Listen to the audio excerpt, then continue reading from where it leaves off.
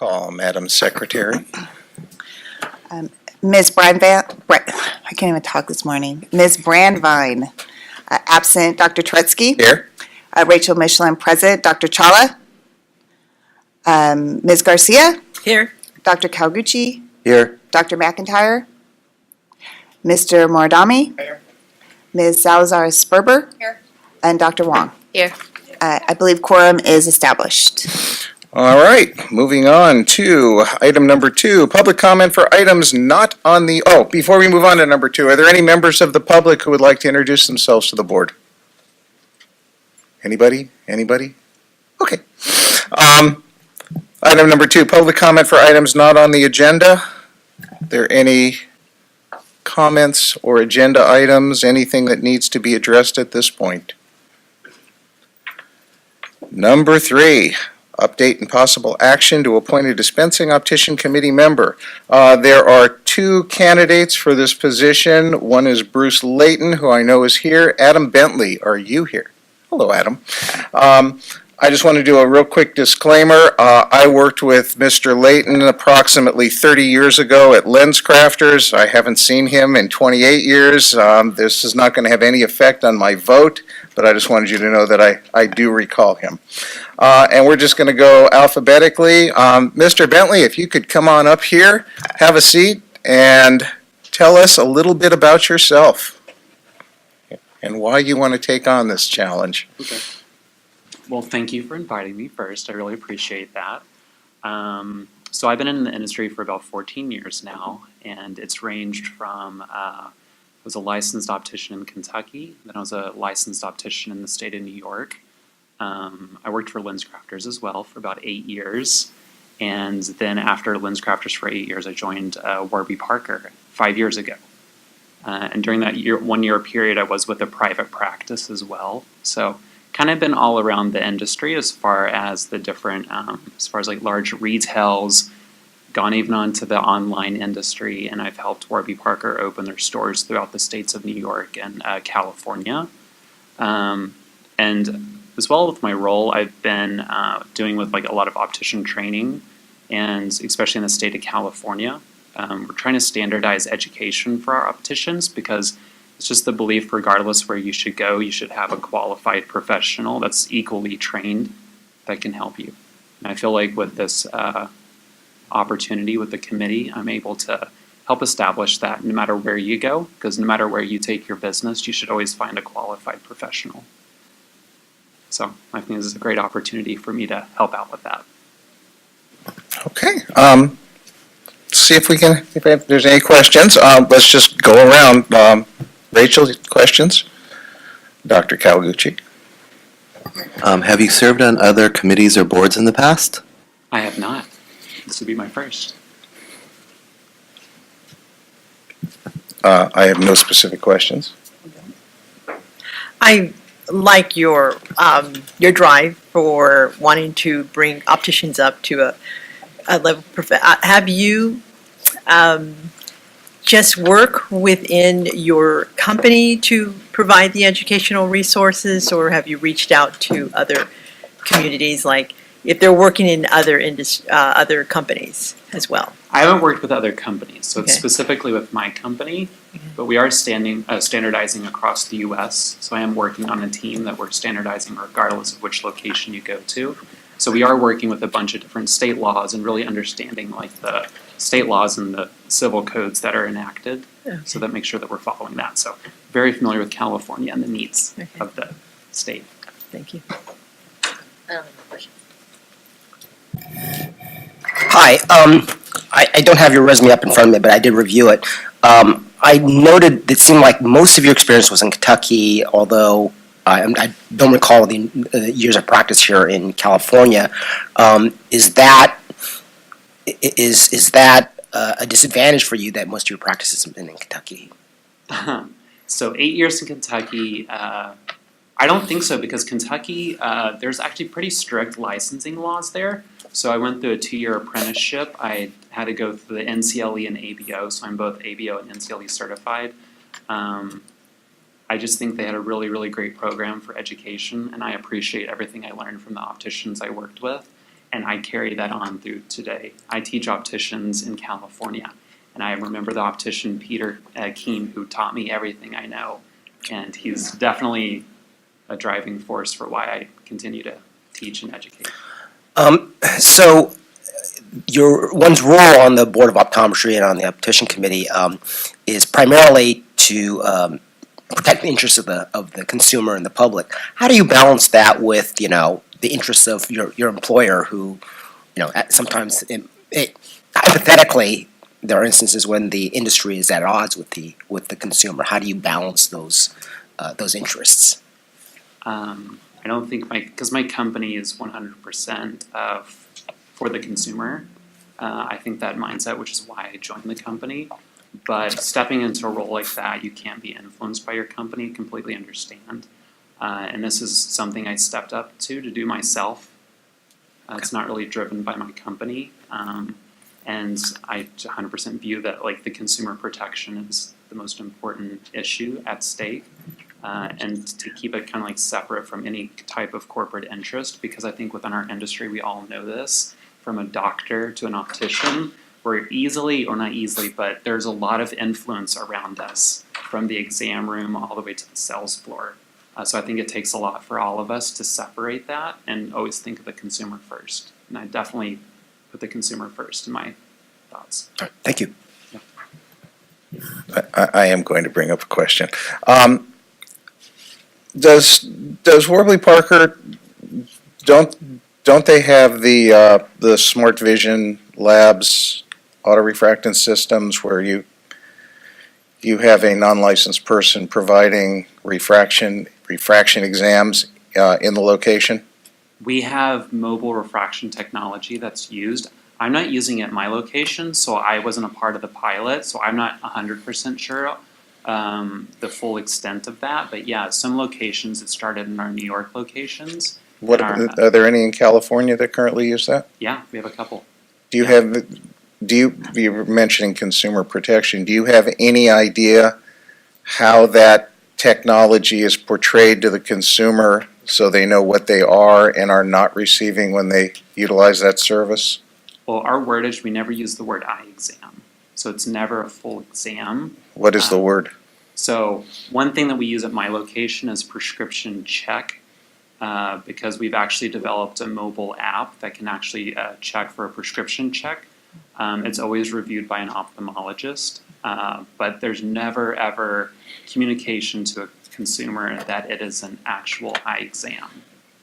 Because that does not replace the full health check during an eye exam.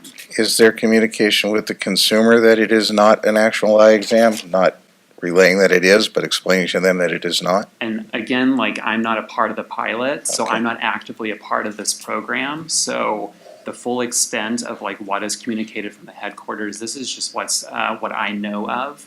So I don't want to be fully represented, Okay. representing the company with that. But what we tell our customers is it's never an eye exam, and it never replaces a full health check of the eye.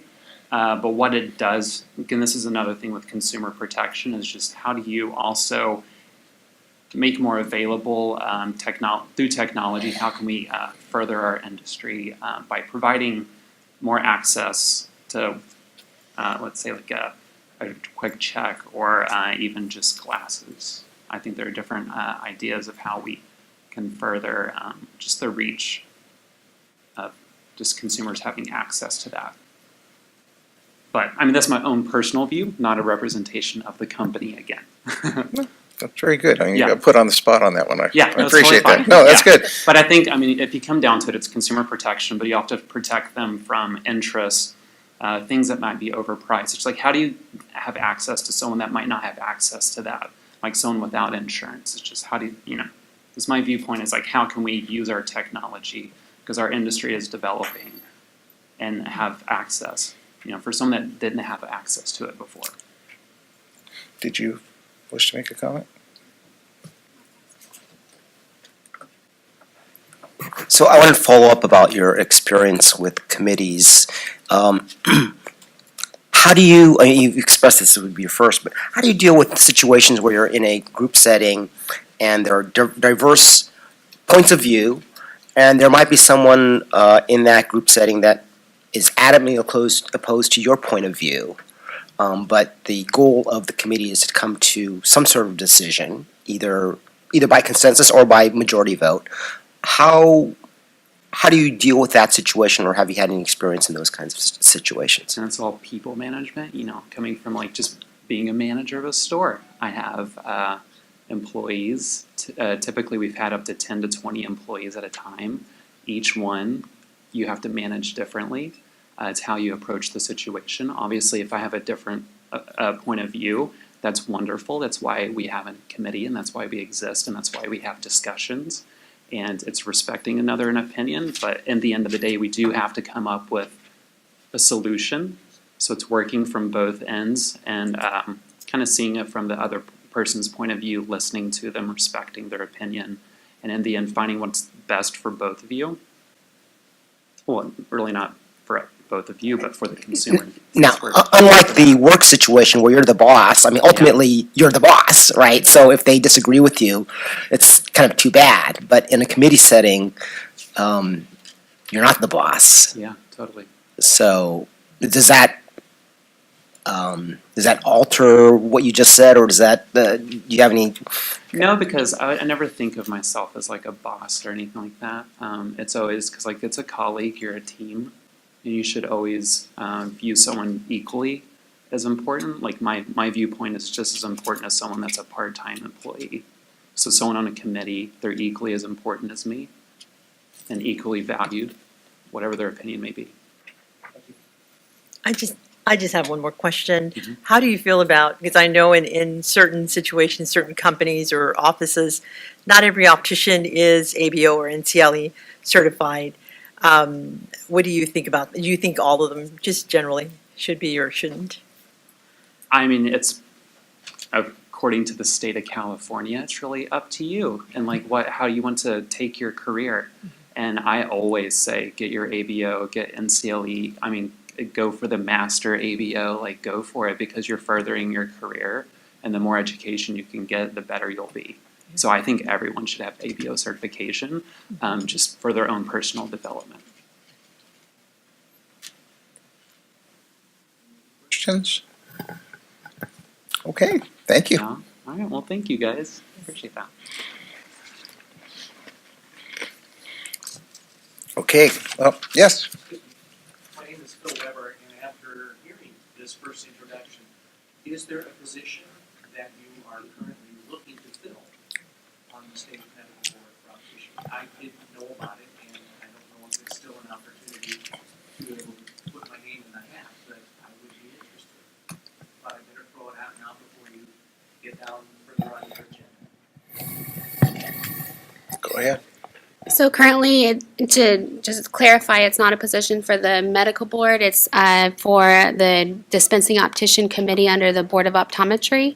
And it's a RDO vacancy on the committee. And that is if you have a registered dispensing optician registration, or if you have authorization from an RDO to act on behalf as the agent of the RDO to speak on behalf of that.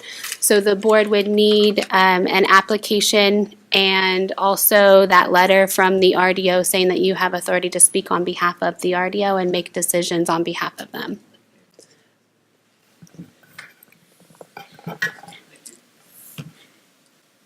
Okay, going in alphabetical order, Bruce Layton.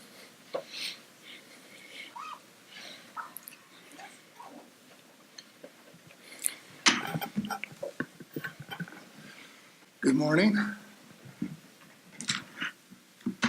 So, sounds like you want me to start with a little bit about me. So, my name is Bruce Layton. I live here in California. I've been here for 28 years. I have a wife and 2 kids. Been in the optical industry for 44 years, mostly manufacturing. So, I've got a real in-depth understanding of optics as it is to the patient and what comes out in that final pair of eyewear.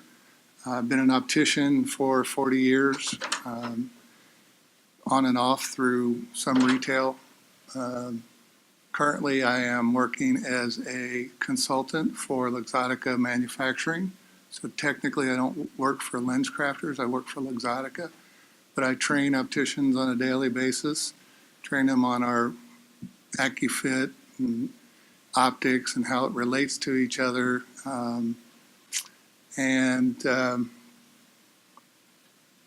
My strengths, I think, are manufacturing, optics. I'm an expert in safety in the manufacturing plants, equipment, lenses, lens technology, and lensometry. So I've got a pretty rounded career in optics, and I think I can really add to the education of the opticians. And that's one of the reasons I want to be on this board, is that I can give back.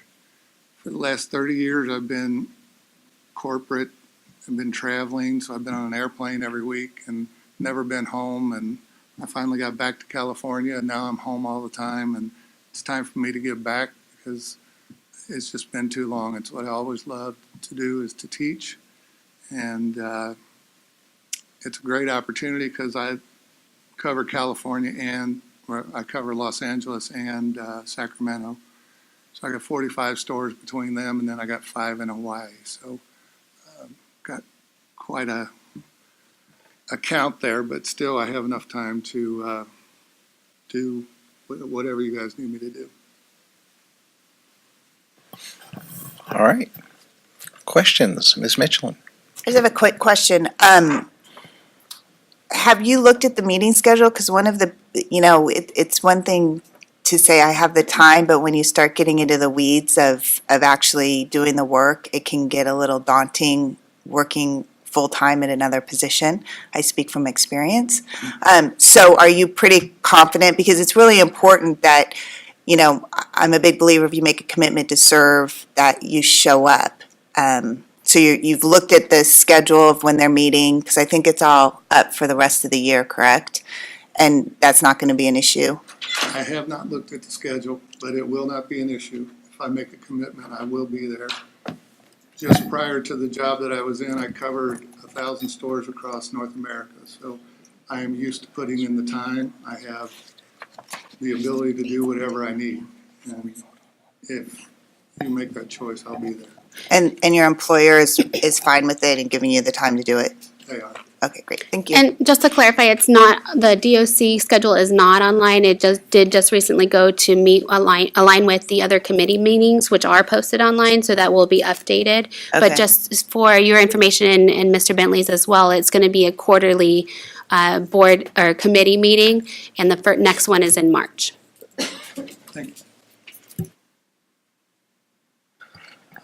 You've served on multiple committees, and you said you have so many years of experience. What's your approach to make sure that you keep an open mind and are able to function effectively on a committee of diverse people? Well, I think the one committee I needed that the most on was the Quality Assurance Committee for California, which was composed of optometrists and MDs. And I was the lone optician and manufacturer on there, and I listened to what they were trying to present and was able to understand why they wanted to go in that direction. Now, if I have an opinion on something that I believe is correct, I will stick with it. Obviously, majority rules, but if I think something's right for the consumer, I'm not going to back down from it.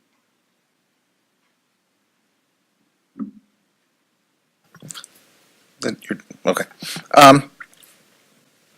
You were mentioning everything that you do, the various locations where you travel and oversee. How much direct contact do you have with patients? Every day in the stores, I will do dispensing. I observe dispensing to make sure our opticians are doing the correct things. I oversee the manufacturing, so I'm back there watching them make the glasses to see that what's coming out of that laboratory is right. I think that's one of the deficits we have, is that our new opticians don't necessarily know how to use a lensometer. They come out of the ABO, there's no lensometry in there, so they don't know how to check a pair of glasses from a manufacturing plant, which I think is very important because that could be something that could be a problem. When was the last time you did a contact lens dispensing? I do not do contact lens dispensing. I've been on the road so long, and honestly, I was always afraid to put a contact lens up to my eye, so I never really got into it. Okay. Maria? As you know, in California, we're not required as opticians to keep up continuing education. How do you feel about that, and how do you feel if alternative ways to keep education up? Well, I believe in it. I keep mine up on a regular basis. Just completed mine in December, so I think it's important. The continuing education is something that we've got to do because when our new licenses come on, they basically go in and study and memorize. They don't really have a close connection with the customer sometimes. So I've found that the educational classes on ABO are pretty good. And I would almost think that for California, we would either adopt that they have the ABO up to date before we renew their license, or we do some kind of continuing education to make sure that they continue, because this industry is moving so fast. If they don't keep up with it, they're going to miss out on a lot of things. Thank you.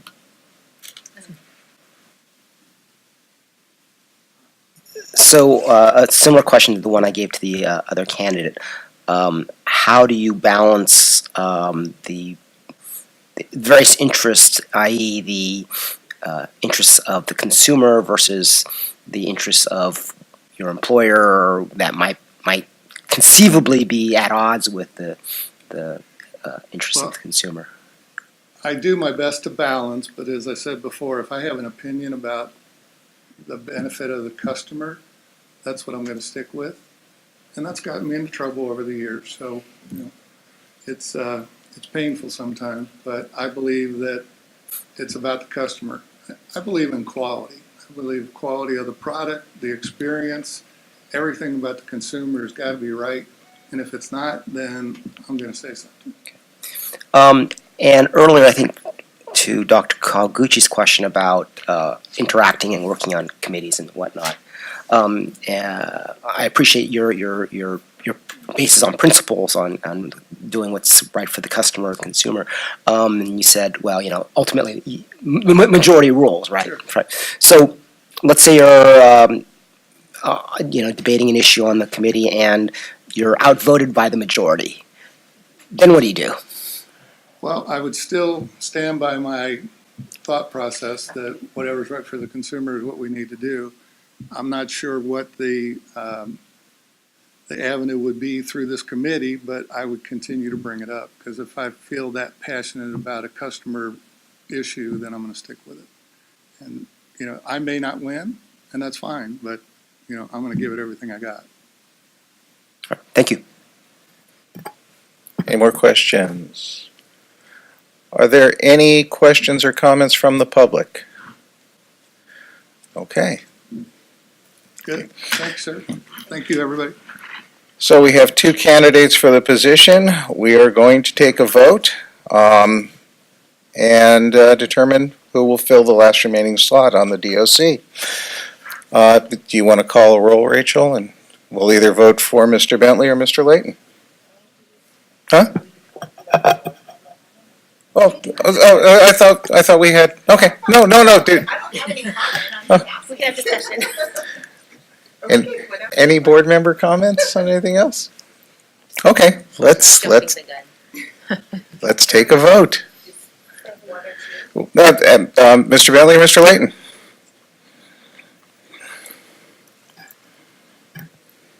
All right. Ms. Brandvine is absent. Dr. Turetsky. I'll vote for Mr. Bentley. Rachel Michelin, Mr. Bentley. Dr. Chawla is absent. Ms. Garcia. Mr. Bentley. Dr. Kawaguchi. Mr. Layton. Dr. McIntyre is absent. Mr. Maradami. Mr. Layton. My name's right. Okay. Ms. Salazar-Sperber. Mr. Bentley. And Dr. Wong. Mr. Bentley. I believe Mr. Bentley. Okay, Mr. Bentley, you are on the Dispensing Opticians Committee. Mr. Layton, thank you for your participation. All right, moving on to item number 4, President's Report. There was only one main thing that we were going to be discussing on the President's Report. We had discussed team building to take place between the board members and the board staff. One of the ideas was a shadow program where board members would sit in with board staff when they perform their day-to-day duties to give them a better idea, give the board members a better idea as to what goes on. And there was some question from an HR perspective that this might not be the best idea. So at this point, one of the things that President Brandvine would like are other potential ideas for team building exercises. So I'm going to open this up for any ideas for team building exercise. You who are grinning, do you have any ideas? I think I'm like, we could do a ropes course. Or we could what is it? You fall backwards and you have to catch them. I don't know what. Lovely course we could do. Who does? They wrote Sac State. Exactly. I don't know what maybe it would be better if we got what parameters we can and cannot do. Do you have any suggestions, Ms. Executive Officer, as to what might be appropriate team building? Wine tasting, that works too. Wine tasting? It's not recommended. I have an idea. Have you heard of these random acts of kindness where we can probably touch base? I did this today. Like I went to a parking meter and I put in a little bit more than I needed to stay and left enough time for someone else to park there. Something that connects us all that way. I don't know. It's just something. Kind of connects us. Any? I just understand the goal here. So this is team building between the board and the staff? Board and staff. I see. And it's part of our strategic plan. There were 2 objectives that the board wanted to do as part of the organizational effectiveness, and that was the team building amongst board members and also between board members and staff. I think keep it simple. Why not just do a lunch where we all can can you do that? Do you have to publicly notice that if we're all together for a lunch with staff? I'm just asking. I don't know how that works either. Legal. Depends on whether or not we talk business. About it a little bit before when you were thinking of doing something social. As long as there's really no business of optometry discussed and it is purely social, I think there would be an exception for that. Something like that. Where we just get together for lunch or dinner or something and, you can do icebreaker kind of things. That's simpler than trying to. I'll catch you if you fall. Yeah, exactly. I would do that. Probably do that with, our board meetings. Usually, if we have to go to another location, I do like when we have dinner before and we just talk about nothing Vacation. board related, and it's actually really a nice thing. And we could make it like an icebreaker to get the conversation started. And that way, we're not asking the board members or staff to attend something in addition to their other time commitments. They just come in the night before, we have dinner, or what, Yeah. maybe that's easier. I think part of it would be a commitment that, I know sometimes for me, I try to cut it close, taking, but if we had we're going to do this dinner, I think the next one's in San Francisco, we're going to do it, and I don't know, I know not all the staff comes, but at least we can start it, so then maybe when we're back here in Sacramento, then we can do a bigger one since it's, in Sacramento, and do something the night before where we, I don't know, find a nice venue or something like that. But I agree. I think keeping it simple, and butting it up to another board meeting would be a better use of time. We could also have something just before the meeting, just meet for coffee before we come in, because we all like coffee. You're like an early riser, though. I like the meal idea. We can take a staff member to lunch, or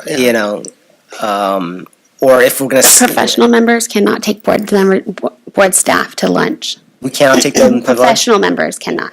professional members, but, yeah, How come the professional members because you're regulated by them.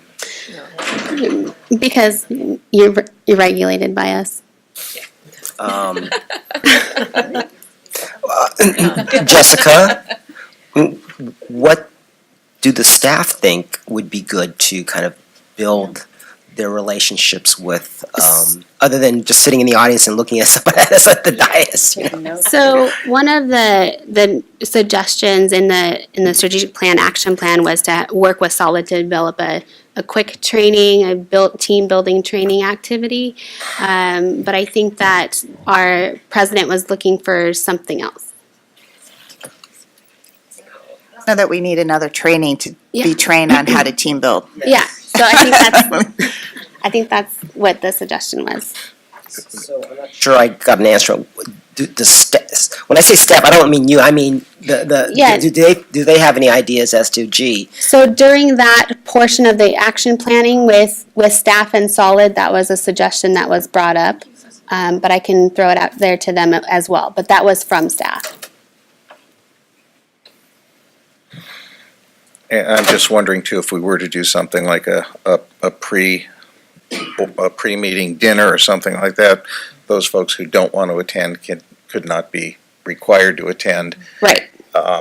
They'd have to pay their own way, which might be an issue.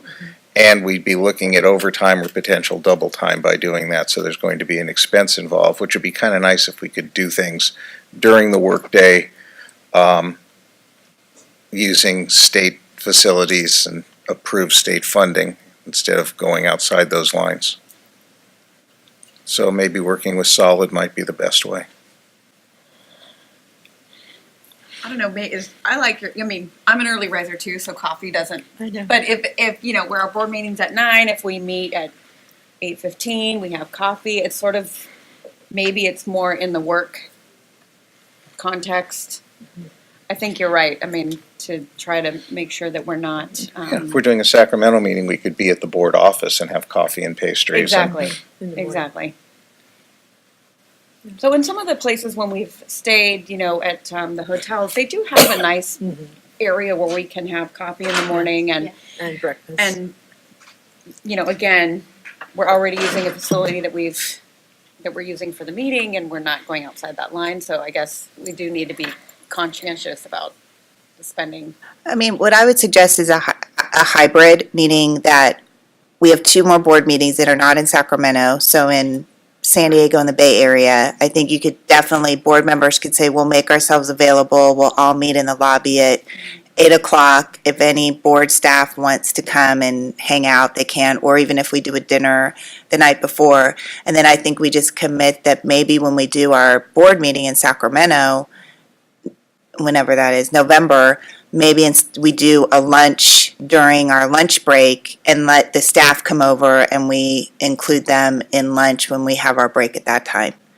I'm going to be honest, I don't have to add another training to be trained on how to, that just isn't something that I have time to do. So I think that might be a good start and then kind of go from there and see, you know, what the response is. And we can probably carve out more time in the agenda. Exactly. Instead of doing a working lunch, we can say, okay, the lunch is, Yeah. you know, a little bit longer. And I think Icebreaker. you can't require them to come. No. So we could say we're here and then 3 people show up and, you know, maybe, you know, that'll say something too. I mean, if it's not something that they necessarily want to participate in, that's their choice. But I think that's probably a better way to start. And then if it works, we can come up with other things to do next year. That would be my suggestion. And you can talk with the staff when you're back in the office too and get suggestions on that. Okay. Any of public members that have any brilliant suggestions on team building exercises that cost nothing and take no time? All right. We will- David? Yeah, I'd encourage board members to go and visit the board offices. I went there at the beginning of my tenure. I haven't been there in a long time. Although I was there this morning thinking the meeting was there, but that was a GPS problem. I mean, that may be a little bit too formal, but I'm sure Jessica would welcome visits to the office just to meet with staff and have a cup of coffee. Okay, let's move on to item number 5, approval of board meeting minutes. Ms. Michelin. Board members, before you have the minutes from the November 3rd, 2017 board meeting. I believe you all were sent to draft and were able to send back comments. So I'm asking for a motion and a second to approve the minutes. There's a couple typos. So some of there's, instead of proposed, there's purposed. Oh. So instead of using the word proposed, the word purposed was used more than once. Excuse me for interrupting. A number of us, I know I sent in some corrections to Jessica before Those the get meeting. included? So I don't know if those, I mean, that one was covered by kind of the Yeah. earlier comments. The That typos. and proceed, yeah. Okay, So we all right. can, if the motion wants to be to adopt as amended with the technical changes. I would move that. Second? I'll second. Okay, I'll call roll. Ms. Brandwein is absent. Dr. Turetsky. Aye. Oh, sorry. Oh, public discuss, yes. Any members of the public wish to chime in? Let's take a vote. Okay. Ms. Brandwein, absent. Dr. Turetsky. Aye. Rachel Michelin, aye. Dr. Chawla, absent. Ms. Garcia. Aye. Dr. Kawaguchi. Aye. Dr. McIntyre is absent. Mr. Moradami. Aye. Ms. Salzar Sperber. Aye. And Dr. Wong. I'm going to abstain since I wasn't. Okay, motion carries with one abstention. Executive officers report. All right, so I was asked to kind of tighten it up and be a little more brief than prior reports. So in the interest of time, I'll briefly go over the retention schedule. This was one, I believe, Ms. Sperber, you had asked a question last time about how long we keep documents, and I said it really depends on how it's listed under the retention schedule. So that's what you see before you. This was the retention schedule from the board. That they had adopted. It is due for a new motion to approve it. However, I am recommending that the board incorporates the RDO program. So wherever it says licensed optometrist file, it would be amended to the also the RDO or the CLD, the license type file as well. So it could just be licensed or registration file. And then the other thing that I'm recommending changing is under let's see, under program management, page 4 of 7 and 5 of 7, item 18, 19, 20, and then item 32, it says that after either current for 2 years, current for 5 years, current for 5 years, then destroy, and it's recommending recycling. I recommend that it should be confidential destruct because those are confidential documents.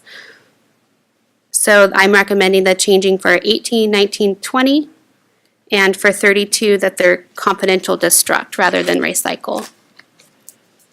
And then any questions pertaining to the plan, the retention schedule? Okay, so we'll need a motion to accept those changes to the retention schedule so we can proceed with that. So is there a motion? So moved. Is there a second? I'll second it. All right, public comments on the retention schedule. No public comments, let's take a vote. Ms. Brandwein's absent. Dr. Turetsky. Aye. Ms. Michelin, aye. Dr. Chawla, absent. Ms. Garcia. Aye. Dr. Kawaguchi. Aye. Dr. McIntyre is absent. Mr. Moradami. Aye. Ms. Salazar Sperber. Aye. Dr. Wong. Aye. Motion carries. Thank you. And then item B is the update for a strategic plan, and that's discussed with all of the committees as well as far as where we stand with it. Are there any questions related to the update provided in the strategic plan? Okay. Moving on to enforcement, we have our enforcement lead, Cherie Kimball, to give a brief overview of the enforcement program and answer any questions.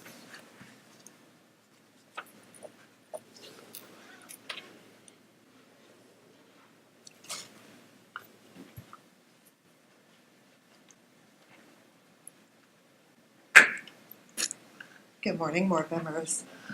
So as it says in the report, just to reiterate, the enforcement unit has been working hard at clearing the backlog of cases over a year old. You can kind of see it as the average age of the pending cases is lowering.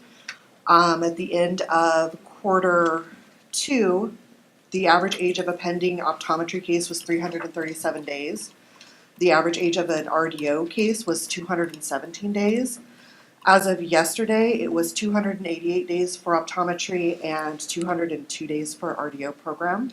So I feel like we're making good progress on that, and we're going to continue that work until we have cleared out the backlog. And that's kind of it for enforcement, unless you guys have questions.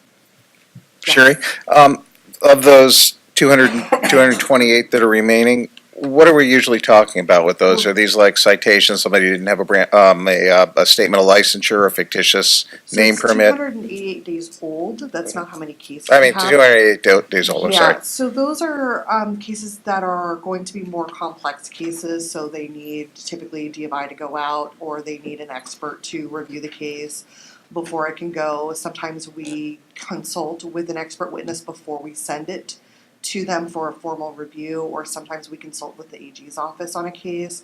All of those things are things that can cause the case to take longer. So, do you have any idea how many of those, how many cases we're talking about there at that 288 day range? As of today, we have 43 cases that are over a year old for optometry and 12 for RDO program. If something is deemed to be a fairly serious thing, somebody who's dealing drugs out of their office or something like that, would that receive a priority and get pushed up ahead of everything? Yes, the high priority cases are the only ones that we're working out of that date order, and that's because of the urgency of the nature of the allegations. Okay. Questions? Mark? Thank you very much for the report and oral report and the written report. I just want to remind ourselves, staff, and the public, we do talk about backlog and our concerns about backlog, and we get pressure from DCA and the state about backlog. But of course, our first priority is preventing consumer harm. So a case might take longer, and cases do take longer when the harm is greater or the violations are more complex. So I appreciate your prioritizing cases, et cetera. I have a question in general. I'm looking at the wonderfully colorful pie charts in the and I see, it was really interesting for me, thank you very much for that presentation. I see on the optometry cases received Q2 that it looks like almost a majority of the complaints we have on optometrists are for unprofessional conduct. Right. But I know as in my role as a board member, I see very few cases of unprofessional conduct coming up our ways. And so I'm just wondering what explains that kind of variance. It's the difference between how they're coded in our system and what the reality of the case is. Also, for the cases received, that's just what we receive from a complainant at the time the complaint is filed. That's how we make the determination what type of complaint it is. During the investigation, we may find that that's not actually what happened. Maybe it was fraud related. Maybe it turns out that there was no jurisdiction or that there isn't a violation. But the information that we receive when the complaint is received indicates that it's an unprofessional conduct case. And sometimes we don't have a lot of information to go on. And a lot of that is what the consumer or the patient is alleging is not necessarily outside the standard of care. So, for example, we get a lot of complaints that my prescription was wrong, and I didn't want to go back to the optometrist because it was wrong the first time. So why would I go back the second time? But it's pretty, and the professional members could jump in. But I think it's pretty common that if that first prescription doesn't work because it depends on really the time of day it is, how much you slept, your diet, your prescription can fluctuate a little bit. And so for it to not work the first time, or maybe the prescription was too strong and sometimes your eyes adjust to it over time and they don't want it to adjust. But if you never go back to that optometrist and allow time to fix the prescription, then our experts have opined that they acted within the standard of care. And then at some point it is on the patient to go back and let them know that there is a concern. But so a lot of those cases, we get those, but we always send them off to an expert and the expert will review them. But more often than not, it's within the standard of care. Thank you. That's a very good answer. I mean, if you see conduct that doesn't meet the smell test, but we don't have the laws to address those situations, I'm sure you discuss them with Jessica and then bring them up to us and work. So then we can talk about regulatory changes or working with the legislature for statutory changes. But you're kind of our eyes and ears as to what's going on out there and what kind of harm is happening and what we need to address at the board level. So thank you very much. Any other questions for Ms. Kimball? Thank you. Thank you. All right, thank you, Cherie. So going on to the examination and licensing program, I was going to have Todd give a quick update on the examination and recruitment of subject matter experts and how well that's going. No, you could say that. It's going really well, actually. The workshop we just had on Monday. Oh, I'm sorry. We do need to. I've got a good voice, but not that good.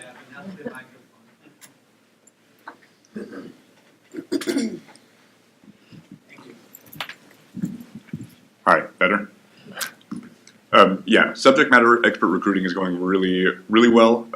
January 22nd, on Monday, we had the item writing workshop for the CLRE, and that was, that had the minimum number 7, but we put out an email blast for the upcoming occupational analysis at the end of March, and within 15 minutes, I had 25 emails from interested subject matter experts, so that one is fully staffed as far as I know. We've got 10 confirmed at least 2 months out. Things fluctuate, but I'll have alternates also. So I'll be able to move on and get the July one pretty much done within the next week, I'd imagine.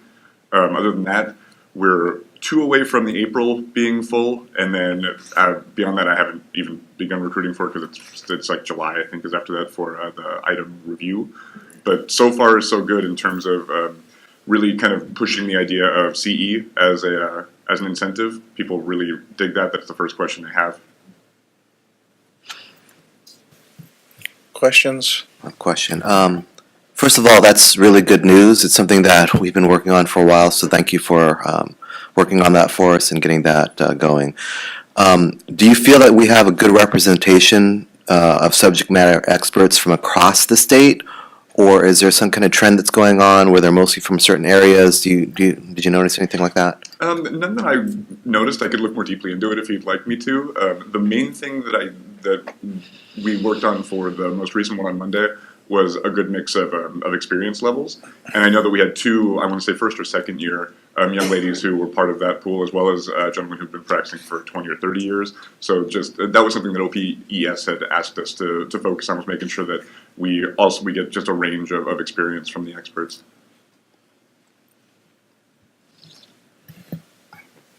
Any other questions? Just clarification, so these subject, they have it from optometry, right? Yes. That's what it, okay. And we are going to be recruiting for opticianry as well. I just got the schedule for the occupational analysis for the phone interviews from OPES, so we're going to start working on that. Okay, thank you. With the ones for opticianry, will that be intermixed with the optometry subject matter experts, or is that going to be its own separate? It's its own separate. Okay. When you're looking at the optometric subject matter experts, are you looking at their level of licensure when you choose them? Do they have a DPA, a TPA, a TPG, a TLG? Are you looking at that, or are you just choosing people based on their level of experience, how long they've been out of school? Level of experience was one of the main ones that OPES had mentioned as far as criteria. If you'd like, just let me, if there is any other criteria that you'd like for the folks, just let me know and I can work more closely at that, for sure. Questions? Okay. No, I just would confirm that is one, what that Dr. Trustee just mentioned. Yeah, that I mean, we'd want that the to be big thing with that is, evaluated too. the first step obviously was making sure we had enough interested, qualified people. And once we have a big pool that we can draw from, like winnowing it down based on certain criteria shouldn't be a problem. So that would be something that we would want the board, if they do want to have a set criteria, because currently all we do is look at to see its current status. We look at the length of time to make sure we're pulling from differing lengths of experience. And we also make sure they don't have any disciplinary history. So if you want to add any additional criteria on top of that, that's something that we would want to hear from the members. Right now, the way that it's, with the questions that are on there, are there specific questions which are related to levels of licensure? Like, are there questions which would say, okay, if you're a glaucoma certified optometrist, can you prescribe Latisse? I mean, are there things on that nature? So I can't go into specifics of what's in the exam. General. But what I can say is that it is reflective of current law and the scopes within the current law. So if you're looking at the scope of practice and it talks about what TLG certified optometrists can do versus just a TPA certified, then those questions are in there. So if that is what's on the test, I would think that it might behoove us to make sure that the optometrists who are chosen for this maybe have a level of licensure that at least includes a glaucoma certification. Well, that's possible because they should be the most knowledgeable. However, a doctor who is not at that level also needs to know what they cannot do.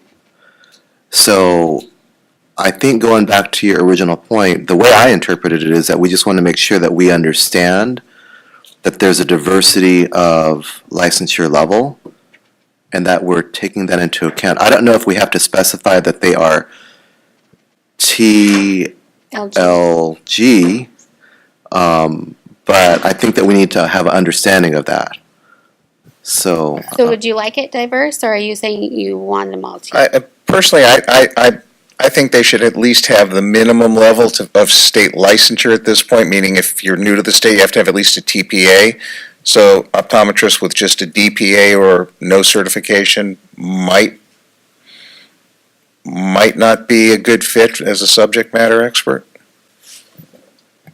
okay, so then maybe we can have it where there's a certain minimum level, but we want to make sure that there's representation from all levels. Yeah, well, right now you can't get a license in the state if you're new to the state if you have anything less than a TPA. So maybe So, I'm sorry, so I think maybe at least minimum level of Yeah, TPA certified. yeah. I mean, do you have any idea, Todd, if there are folks that only have a DPA level that are being chosen for this? Off the top of my head, I don't, but I can definitely. I doubt it, but we can double check. So can we take a vote on that? Yeah. Okay, so could we make a motion that for subject matter experts, the minimum level of licensure would be that which is necessary to obtain a current state license, which would be TPA at this point? TPA certified. So could we have a motion on that? I'll make that motion. Second, Second. public comment? Roll call? Ms. Brandvide, absent. Dr. Turetsky. Aye. Ms. Michelin, aye. Dr. Chawla, absent. Ms. Garcia. Aye. Dr. Kawaguchi. Aye. Dr. McIntyre, absent. Mark Moradami. Aye. Ms. Salazar Sperber. Aye. Dr. Wong. Aye. Motion carries. Okay. Thank you, Todd. The next is for the licensing programs. The biggest thing I still want to highlight is, as I reported at the last meeting, we did have our RDO coordinator, their sole coordinator, took a leave of absence for a year. And so in order to help with that, we are having Kelly help little bit on that, and we also took the position and created out of the blanket funds a limited term position to help, because we can't fill that position, we have to hold it open. So created a limited term, and we promoted Brad Gardning to that position, so he's training that right now. But unfortunately, that led to the backlog with the RDO, all of the RDO licenses. I have come in on Saturdays along with Kelly to process these RDO applications, because we understand that this is important and we have been doing that. So we hope to have the backlog taken care of with all three of us tackling it. We also were able to successfully combine that .5 and the .6 positions that we had into a full-time staff service analyst position for enforcement. So that person is starting on the 31st and will be able to take over all of the RDO enforcement cases. So, for this position that has to remain open because the staff person's on a leave of absence, does that staff person, is she required to come back and work, or can she choose at the end of the year to not come back at all? She can choose at the end of the year to not come back. Is she getting paid during this leave of absence? I can't go into the specifics of it, but we are required to keep it open the whole time. And how soon does she have to give notice if she's choosing not to come back to resume the position? The day that she is scheduled to return. I have a question. I noted here, you're creating a how-to video? We are, And yeah, for training, because we have quite a few staff that we'd like to do cross-training with. We also have procedures that aren't done yet. We also have a lot of backlog. So the thought was, do it all at once. We can have someone in our file room who's training the other person, have it projected on the screen. We can video it at the same time, so we get the training. They're still processing applications, and we're videoing it, sending the video over to our retired annuitant, who then puts it down in written procedures. So we're essentially covering three things during one.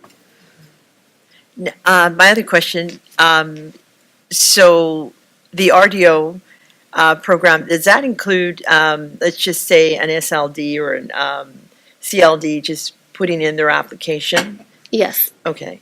And there is, excuse me, there are laws as to where to go and apply. I don't know if we realize that, but there's a lot of confusion because I've had, they're coming and saying, I don't know where to find the online. Because as you go in the website, it does have it for optometrists to go, but it doesn't really give them a path where an SLD or a CLD would. It does. It's on the applicants tab, and it has, it says for all registrations, they go on to Breeze and apply. And so we did revamp that within the last month or so. Okay. So it is up there now, and we clarified it and revamped it so it is easier to find. Okay, and then there's an additional application that's a little confusing because it's still asking them for the notary, which we took out. Right. So a couple things. Those paper applications are no longer online or on our website. It's only to register for Breeze. And when you go to our website, it says that the notary and the photo is no longer required. Okay. So it says that on our website. However, the forms itself will still have that until it goes through the rulemaking process. So since the board adopted the changes, it still has to go through the process to actually change the application. Okay, and then another question the SLDs are asking. We submit the $150 for the application. What should we expect next? And they do know they have to pay the $200, so they're waiting. How are they going to be notified? Is it by email, by letter? Yeah, so they'll be notified as soon as that first transaction is approved to go on and register online for that $200. And they'll go get notice by email or by letter? I believe by email if we have it, because as you know, that's one of the things that we don't have a lot of. But we also call the individuals if we don't have the email to request it, and then if all else fails, we'll mail it. And then they're asking, so once, my guess is that they can send the $200 online. Yes. If they did the $150. They're asking, so how long after that will they actually get their license? So after the $200, that if they pay that goes through. We don't touch that or interact with it. So, and then that's. So then it's just the time of printing and mailing, which is, I think, 2 to 3 weeks. So could they safely understand that once that application has been approved, that they are okay. They to are start, registered, yes. and they're ready to Yes, practice. as soon as because it'll be posted online too, their new registration, and they can do it. They don't have to wait for the paper to come in the mail. Okay, great. Thank you. So as a follow-up question, the one nice feature that I saw for the RDO program is frequently asked questions. And I was noticing that we don't have that for optometrists. Is there an opportunity for us to consider that for optometrists as well? Yes, it's actually in the works. We have a huge email strand between staff to get any commonly asked questions. We're developing that. Once we get approval from our legal counsel, it'll be posted. So that's in the works. Okay, thank you. We did have it prior to, but there was a lot of inaccurate or outdated information, so we removed it because it was causing more confusion and doing more harm than good. So. Okay. With that, I will move on to personnel, and Rob, if you can give a quick update on, I think I did the personnel, sorry. So we'll go on to budgets. Board members, I had emailed you budget documents. If Taylor and Wilbert can come up. If the members of the public would like, we did print out materials because they were not ready by the time that we sent them out for posting.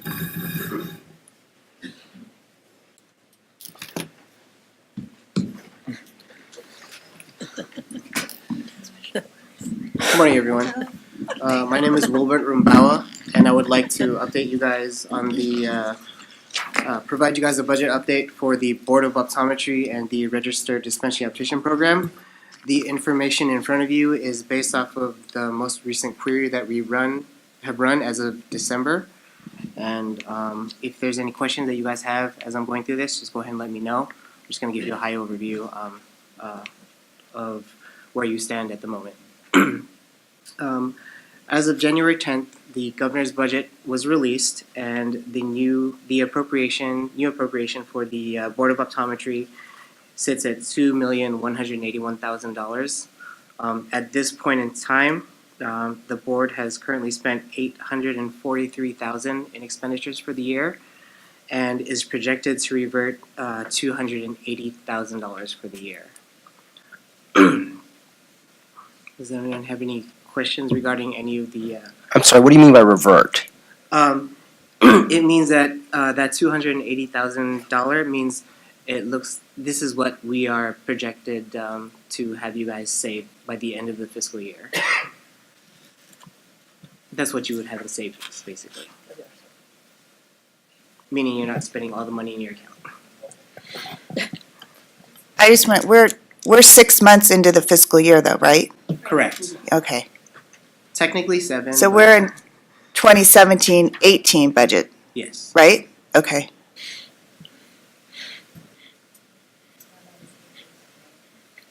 Wilbur, just a quick refresher.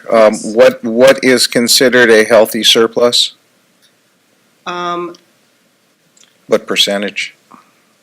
I see you have here 12.9%. That seems pretty decent. Is that more than it should be, less than it should be, or about right?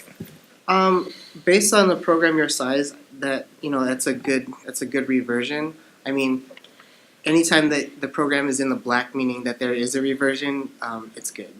I mean, would 1% be a little scary?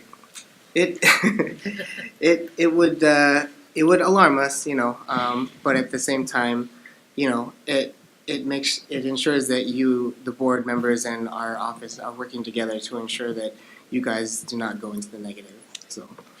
And then Taylor Schick, I'm the fiscal officer for the department. Just to give a little bit more context on that surplus percentage, it can tend to vary a little bit more with a smaller size program, because when you do have fluctuations in potential vacancies or in staffing resources, you'll tend to fluctuate your savings a little bit higher. Typically, we would imagine any fairly large program, an average reversion that we would think that most programs would leave on the table, meaning unspent appropriation at the end of the year, would be approximately 5 to 10%. 12% would not be uncommon for a program your size if you have any fluctuations in potential contracts or vacancies. Where we do get concerns are if that percentage gets very low, lower 1%, 2%, and we're having to drive savings to make it. We know there's an issue where your appropriation isn't enough to cover your expenditures, And then obviously if it gets higher into the 20s and the 30s, we start to realize there might be a problem where you might have more appropriation than you actually need to run the program. So we look to make adjustments when we get too far out of what the normal would be. But that gives you a little bit of context of what that percentage might mean for you guys. So with the extra funding that we do have at the end of the year, does that just get turned over to the general fund? Or do we get to distribute that amongst the board members, or? No, that'll remain, or as Wilbert mentioned, revert back, that'll remain in the optometry fund or in the RDO fund, whichever program we're discussing. I have a question. So if we have a surplus of money, can we as a board, if there's some priorities that we might want to appropriate for one-time funding, are we allowed to do that? Can we use that money for things that are related to issues that we're pursuing? How can can we spend the money, I guess is my question. Yes, if you have a leftover appropriation that's available, you can utilize it. I think Executive Officer Sieferman mentioned utilizing the blanket to hire a staff to fill behind someone that might be on leave. You could utilize blanket funds if you had available appropriation to do sort of limited term scope projects. If you wanted to bring in a contractor to do a specific task, as long as you had available appropriation, you are able to sort of flex your expenditures to cover sort of one-time costs of those natures. Could you use it to do a pilot program in a certain part of the state pertaining to an issue that is important to the board? Or does it have to be staff related?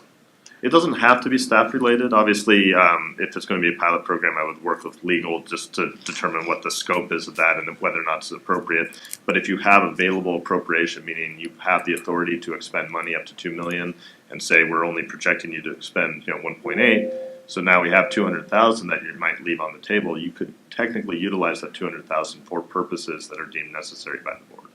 Okay. It doesn't necessarily just be limited to personnel services. Because it would probably be smart if we had extra money in 1 year to do a one-time expenditure as opposed to hiring for ongoing funding, right? So we'd want to find something that's one time because we don't know if we're going to continue to have that type of savings. Yeah, depending on the nature of your savings, it could be one time in nature, so you may want to only flex it for one-time costs. Okay. If that's the case. Great, thank you.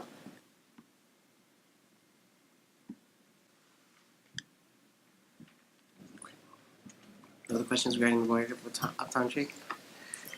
No, is there more? No.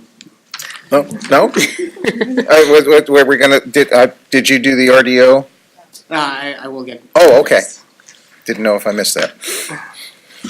All right, next thing I'm gonna update the board on, again, as of January 10th, the appropriation for the registered dispensing optician program is $400,000. At this point in time, the board has spent, the program has spent roughly $96,000, and they're projected to revert 40,000, or to say 40,000 by the end of the fiscal year. Does anyone have any questions regarding any of the particular line items for the RDO program? Members, I do want to let you know on the RDO fund on the expenditure report, as you'll see that we're really close to the AG appropriations on the line item, and we're only halfway through the fiscal year, so I do anticipate us doing a budget augmentation in order to fund the AG costs.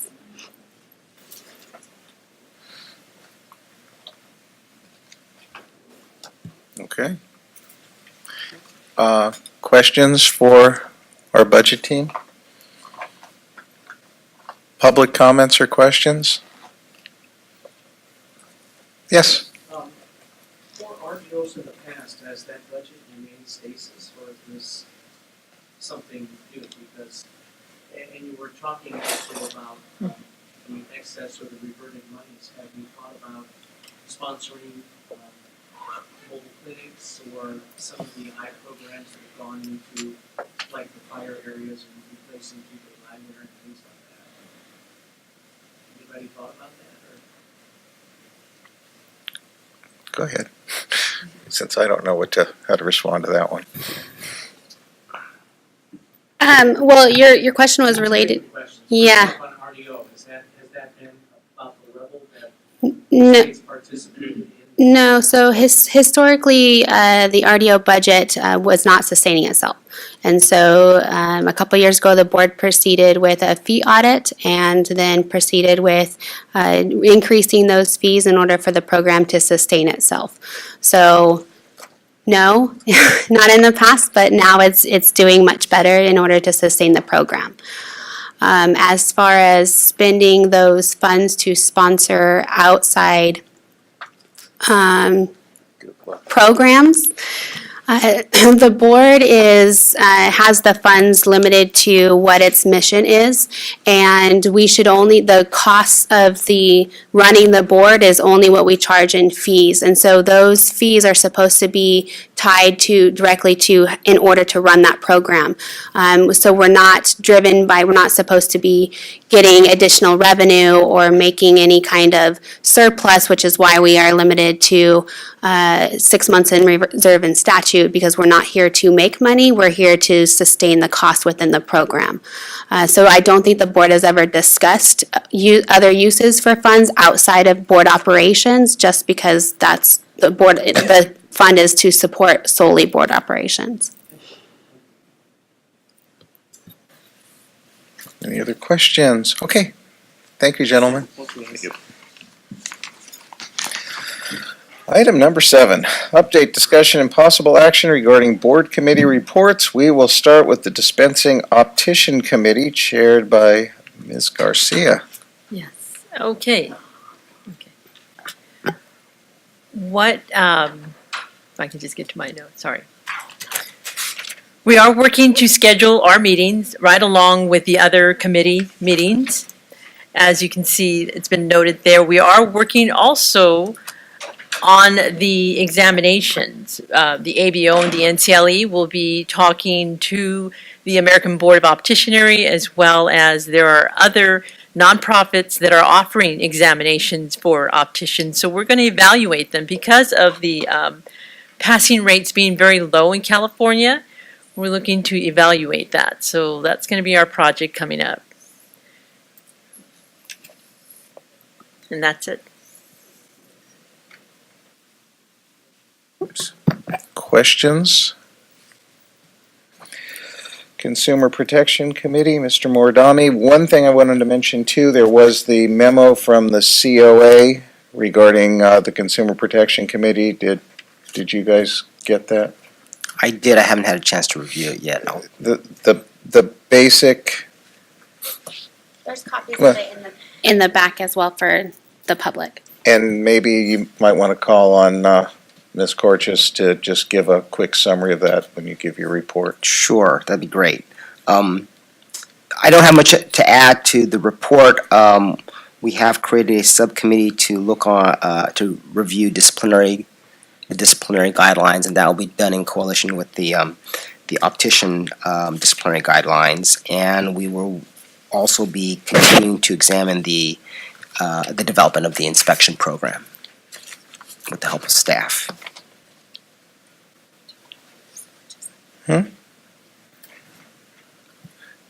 Kara? Yeah, I'm trying to pull up my letter. I have it if you do. There's a copy over there too. There should be. Is there not?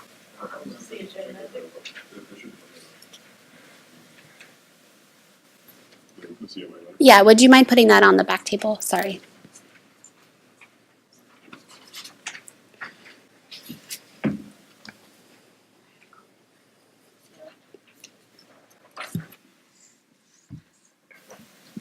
Hi, Kara Corchis on behalf of the California Optometric Association. We took a look at the inspection program design that was being considered by the Consumer Protection Committee at the December subcommittee meeting. Some materials were presented that reviewed the different inspection program design by other boards, the Board of Pharmacy, the Dental Board, the Veterinary Medicine Board, and after looking at that data, we just didn't think that a routine inspection program, which means a proactive inspection, random inspections of optometry and optician practices, was supported by best practices that were shared from other boards. We found the routine programs to be very costly and didn't yield any enforcement actions. I think my example in this letter saying that the Board of Pharmacy and the Vet Med Board use routine inspections, and they spent between $157,000 to $350,000 a year, resulting in 0 enforcement actions or 0 citations. And furthermore, the Dental Board uses a complaint-based inspection program, which means they receive consumer complaints, and that's when they go out and inspect. That was far less costly, and when we're looking at dental scope of practice, even veterinary medicine, they're doing surgical procedures. Optometry scope doesn't allow for surgical procedures, so there's far less risk to patients within the offices. Therefore, we just thought it's best practices to go with a complaint-based program, that it's more fiscally prudent and it's supported by evidence. Questions for Ms. Corchis? Thank you for that presentation. I've skimmed your letter, and I'm glad you have it in writing. This is an ongoing process, as you know, so this is the perfectly opportune time to submit the letter. Staff's going to look at it. We're still working on what we're going to do on the inspection program. And speaking only as a single member of this committee, I do have, in my own mind, I divide the inspection into 3 pieces, or 3 categories. There's complaint-driven, and there's routine inspection, and then somewhere in the middle, for me, there's proactive. I don't have a precise definition of proactive, but if the board staff believe that there's a problem someplace, and it's not based on a complaint, but through other sources of information, my personal opinion is that they should be able to do an inspection, right? Even if a consumer does not file a complaint. I get your point about routine inspections, but I just want you to consider those 3 categories. I think we probably have agreement on complaint-driven and what I call proactive, depending on how we define proactive. But I just want to make sure that that proactive segment is not ignored.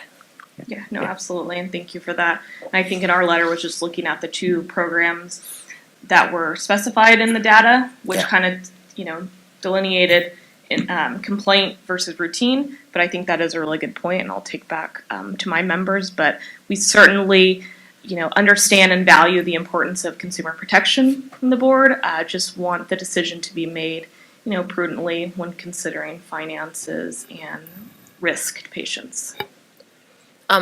So thank you for, I guess, dividing the different areas, because I think one of the issues that we had talked about just regarding mobile clinics is that we did want to have the possibility of having proactive inspections in regards to like the vulnerable population of homebound patients, and so I think having the possibility of proactive inspections would be something I would be in support of still. And, no, go ahead. So I just want to be clear about your about the ethical responsibilities when you receive a license, and then I also want to go back to, I think you had mentioned that continuing education requirements. Can you clarify both of those facets of a licensure for me? Just I'm trying to reconcile the complaint-driven inspection versus proactive. I'm trying to find a place where they kind of go together. So, I mean, I think certainly when an optometrist receives a license, they have the duty and obligation to, number 1, uphold the standard of care, and also uphold patient safety in terms of CDC requirements of office cleanliness, storage of products, having a sink in their office with running water. So, I mean, that's clearly, when they're receiving their license, that's the understanding. I guess our concern is just, these proactive, I guess we have the term proactive, which is kind of in the middle. Maybe that's what's getting us confused. We have the complaint on one spectrum, the routine on the other, and proactive in the middle. And we only looked at the 2 ends of the spectrums. But yes, you are correct. There is an ethical obligation, regardless, to uphold patient safety. So in tandem with that, they are regularly reminded, encouraged that they are ethically bound to perform at a certain standard of care. So I'm just trying to define proactive sort of in the context of we all understand that they're ethically bound to a certain standard of care, and I guess we just need to figure out where proactive and what triggers a proactive investigation. Yeah, and I think when you're mentioning the education component, that was part of the committee's discussion that day about making clear what the board is going to look for. They're not going to be going in every random drawer Right. trying to do a gotcha to the optometrist, and I think that's also been specified in some of the other enforcement programs, like the dental board. They know exactly that. The dentist knows exactly what they're looking for when they go in, and I think that's an education component that is critical to whatever you design. Thank you. I just had a comment too, because we're wanting to protect consumers, and to protect them, I don't know if they understand the process of making a complaint to begin with. That comes up quite a bit. So we're responsible. There's got to be something going for us to be able to reach out to consumers to really ensure that they're being protected. So and that goes with the proactive, making sure that it's going on. So in this process, if you could help us in our decision making to address, for lack of a more eloquent term, to address the only game in town consideration that I have in looking at these. So, of course, consumer protection and the hygienic requirements. I'd like to know what other regulatory bodies or other regulatory schemes that apply to like hygiene, et cetera. You've mentioned a few of them, right? And in this process, if you can provide input on, okay, well, the Board of Optometry doesn't have to worry about inspecting this area because the feds are doing, or there are federal rules or whatnot, so that we can adjust our resources such that if we're the only ones regulating or the only ones protecting the consumer on a particular hygiene issue or records issue, then we can focus our inspections on that issue and not try to inspect everything that goes on in the optometrist's office. But in order to make that decision, we need to know, well, who's doing what, and are we the only game in town? Right? Thank you. No, absolutely, and we really appreciate you taking a really thoughtful process because this is a big step for the board, and we are very appreciative that you are very inclusive stakeholders in making this decision.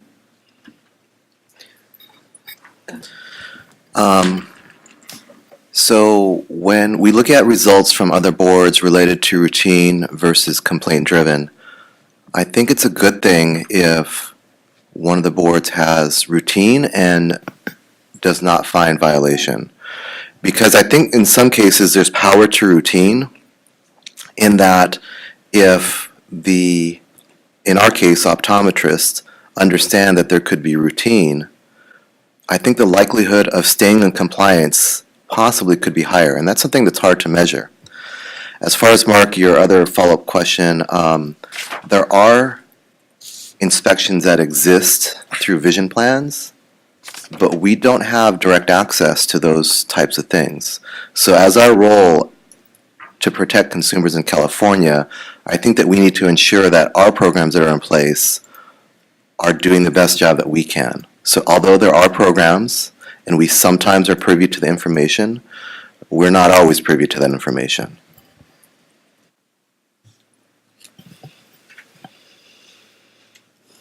Questions or comments? And I don't think there's any other public comments. Wait. Oh, there are, well, yes. How about a secret shopper? Can you come up to the microphone, please?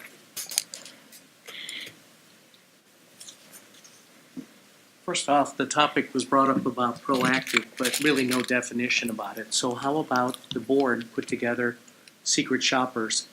Either people that have insurance that go into particular areas, and have them prep them on what they should be looking for, because I generally travel all over California, probably see in excess of 1,000 offices a year, and I can tell you there are many, many optometrists that are dispensing contact lenses, and if you saw the sink area where they were doing this, you'd be appalled.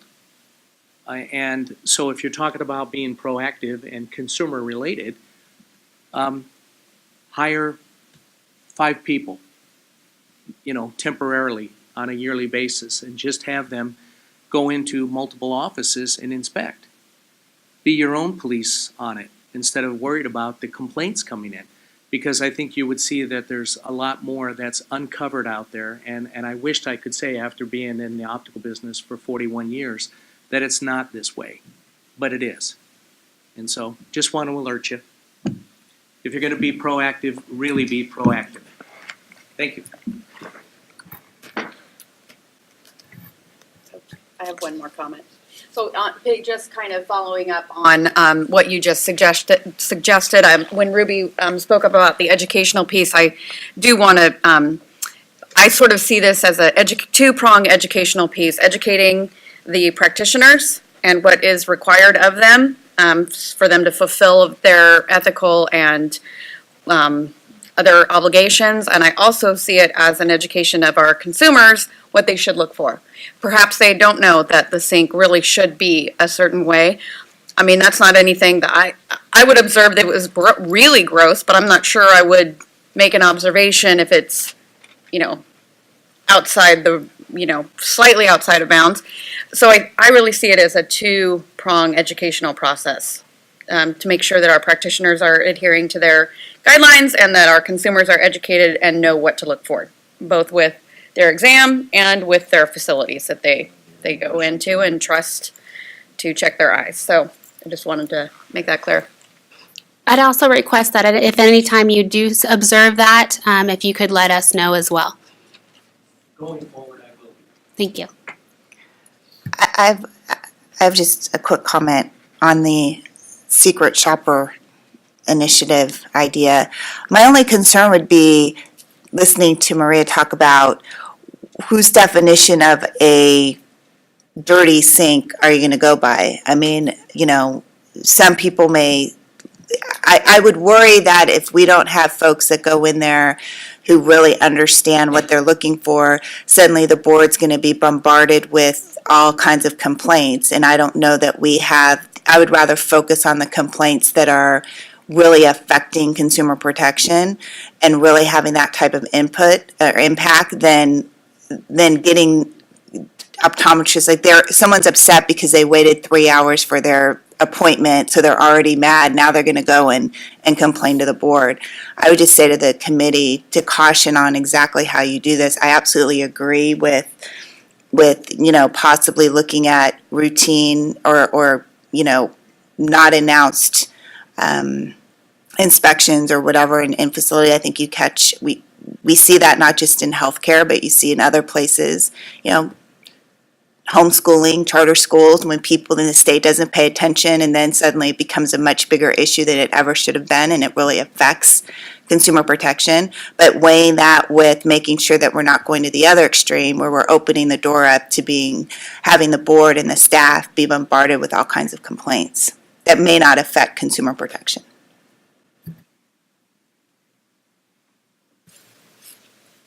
Any other comments? Awesome. Thank you very much for your comments. I'd encourage you to be involved in this process because your insights are important. I mean, what you are advocating in a sense is you're advocating for routine inspections. So, I mean, that's an alternative view that I'd like to hear, and our committee would weigh that with the idea of complaint-driven inspections. So, thank you. Kara, is this something that's going to be brought up at the House of Delegates? Will it be discussed? No. Okay. All right. Practice and educate.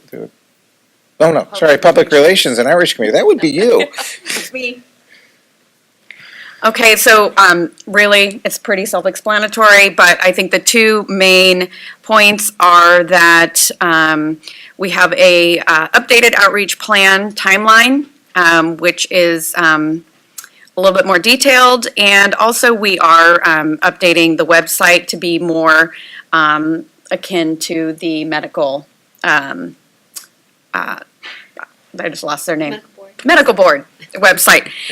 So we are moving forward, and we are also looking at doing a show off your frame game campaign, encouraging children to wear glasses. So that's about it.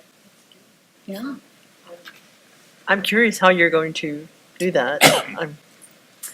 Well, Expand. me too. Oh. No, actually, I'm kind of thinking of a way in which we can show people that children might admire. You know, the newscasters wear glasses. We have different people that they might recognize. The mayor, maybe he wears glasses. Just people that are, you know, someone that the kids look up to. Any professional baseball, basketball, football players, if they wear glasses, just trying to assemble a wide variety of people that wear glasses and to encourage them to wear glasses and actually speak up if they can't read, you know, from the chalkboard or the literature that's in front of them. So I'm actually looking forward to this campaign. Can I make a comment? Yes. YouTube video, YouTube stars. That's the. Oh, I mean, no offense, but my kid will be. Who's the mayor? I could care less. Thinking off the top of my head because Ask her. I mean, I would ask. You know, I mean, I can ask my kids. You know, I don't even know who these YouTubers are. But well, if there's you Snapchat get channels. yeah, there's, if you get they one do- YouTube. One of these YouTubers to do one video and take 30 seconds and say it's cool to wear glasses, you're done. Yeah, I mean, that's that's true. the only way you're going to reach that generation. YouTuber or vlogger. There's But vloggers. and there are, you know, Snapchat channels. And you Uh-huh. talk to your kids. They have channels and they have little advertisements. You know that what pop you up. could do? Now I'm thinking you should do a work group of young kids who wear glasses. That's what you should do. You should. I mean, no offense, but we're not the market audience. And I have basic cable. And so I would suggest sending out, you could even do it, don't do it online. They don't even have to meet, but do it online and say, hey, we're looking for help. You know, who wants to be part of it? Do a virtual meeting or something and ask kids and they will tell you. You know, they will say who they want to hear from. Because even the sports stars, I don't even know, maybe for some kids, a lot of them though, it's these Snapchat, YouTube, you know, maybe partner with YouTube. Maybe we can partner with them on doing a campaign. They're based in California. Some of the biggest YouTube stars are Californians. Yeah, there's one at my kid's middle school. Seriously, I mean, I could go talk to him. I mean, he's got millions of followers. Does he wear glasses? I don't know. I have to look. I could text my kid. She'll know if he does or not. But yeah, I mean, your reach is that's the way to do it. I would suggest is going the whole social media route and finding the YouTubers and the, you know, and usually if they're YouTube, they're Snapchat, so they go across Instagram, all of that. Yeah, even Instagram is kind of second tier now. It is. It's for I mean, old it's people. really YouTube and Snapchat. Then it's Instagram and Facebook. Oh no, No they one's don't on even. Facebook. No. So, You're an old person if you do Facebook. true. Hey, I'm on Facebook, but yeah, you are. You know, I was. So I'm excited about the campaign. That's a Yeah. really good idea. But I think if you figure out a way to engage young people in the campaign, I think that would be, and if they're hearing it from peers that it's cool to wear glasses, that's going to peer pressure is, you know, they're going to listen to more of their friends than they are to anyone else. Oh, come on. I agree. So we had this discussion, like in the fall, about was it the CDC that had a video on cosmetic lenses? Mm-hmm. Yeah, and I know it's kind of in the rush of pre-Halloween, but I think staff told us that for whatever reason, DCA said we couldn't put that link on our website, which was a curious answer to me at the time. But if the committee could kind of look into that and find out what the glitch is, because I thought the video was pretty good about our effort to not recommend cosmetic lenses or the dangers of cosmetic lenses, and did a lot of our work in the video perspective. So if we could re-examine that issue, that'd be great. To clarify, it wasn't a glitch. It was DCA Publications team just felt that there could be more effective videos, and so as part of the outreach plan, it is creating a whole set of videos from the board to discourage them from wearing those cosmetic contacts and educating them on proper care of contacts. Fair enough. But you know, there's a saying: "Don't let the perfect be the enemy of the good." Right. And this, the ultimate purpose of the video is good. It's a good thing. So I'm always wary when someone says, "Well, it's not perfect enough," and therefore nothing happens. Right. So if the committee could kind of think about that, and Can't you just put the video up for the time being and then let DCA do something else, and then you can always replace it? That's the beauty of putting it on the internet, right? I agree with you. I mean, we could sit here for another year waiting for the perfect video, and by then technology could be different even. All right, that's it for me. I have a question for you. We have, the publication on the online refractions, which I'm sure has already gotten, at least a dozen reviews.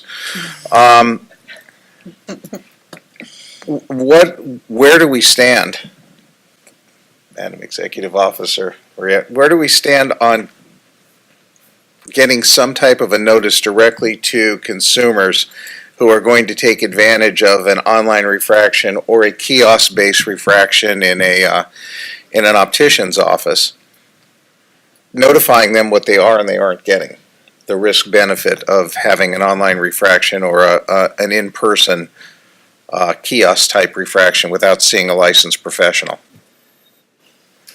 So in the calendar that was provided for the outreach plan, it outlines the schedule for that as far as developing materials and the education materials. There's no requirements that they are being posted.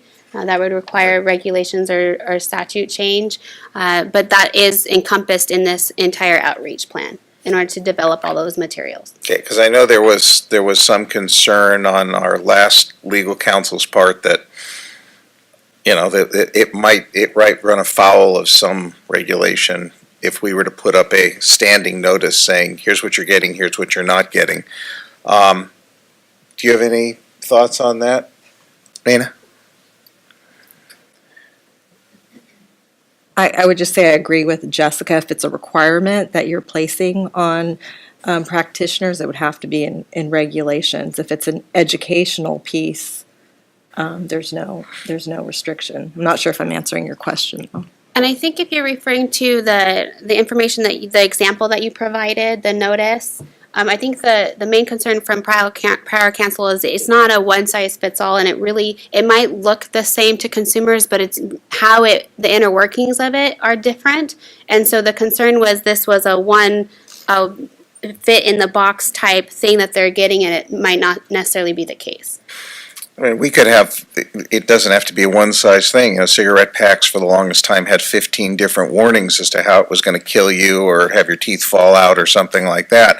And we could have some type of a campaign based on that. We've been discussing this for over a year at this point. There's more and more of these people, these folks that are setting up potentially in violation of the law. And consumers are taking advantage of something which is consumer friendly, but might not be as popular if they really knew what they were and weren't getting. And I'm not at all advocating not allowing this to occur. I'm just advocating making sure consumers are aware of what they are getting and what's not happening. So the calendar is what the board had proposed, but what we could do is ask the committee to reevaluate the timeline to see if you want us to move up. What's I don't even see it on That's here. where I'm looking. Yeah, I don't remember seeing it. So I have glaucoma, Saber Vision. But to Dr. Turetsky's point, and I think I've said this before, As much as I think the brochure is lovely on the website, Nobody's gonna see no it. one's gonna look at it, number one. We're looking at doing videos and posting those out and putting them on YouTube and all of that. That's all part of the But, campaign. Still but I isn't gonna guess get to looked at. to his point, we've been talking about this for how long? Over a year. We haven't done it, other than I keep seeing new versions of a brochure online popping up. I think Dr. Wong mentioned at one of the meetings as well that the target audience are gonna be kids like who are getting food delivered to them at their door. They're the ones that are using, everything they do now is on their phone. So we can't, I'm laughing as you're saying in the plan, because the people who we're trying to reach out to, that, we've got to think outside the box, to your point, because, these are going to be people who are always using technology. We have to utilize that technology in order to reach them. I don't even think videos will work, because I think it's Snapchat, it's very small little, you have to find that hook to get them to pay attention. And even then, they may not pay attention, because they may say, well, it's still easier for me to do an exam on my phone because I can't see the chart at school, so I'm going to get my but at least we can let them know. But I think it has to be completely outside the box. And again, I would go back to, let's then reach out to people who we're trying to target and ask them their opinion on what's the best way to reach their colleagues and such, and make sure that it's an effective campaign. We could spend another 2 years coming up with stuff, and it's not going to reach the target audience if we don't ask them what's the best way to reach them. Because I agree with you. I think I can go back to meetings we've had over and over again talking about it, and we just haven't done anything. So my question is, do we have any people who have been injured as a result of relying on an online refraction exam? No. I think that might be valuable too, to show the consequences, kind of like those contact lenses. Yeah. So Good Morning America did it. They did a whole segment on this, because I watched it, and you could probably Google it. And they took 6 people who did an online exam, and then they went to a doctor's office. What happened was, ironically, most of the prescriptions were the same. One young man, though, had pre-glaucoma or something like that. That could only be seen by the comprehensive eye exam.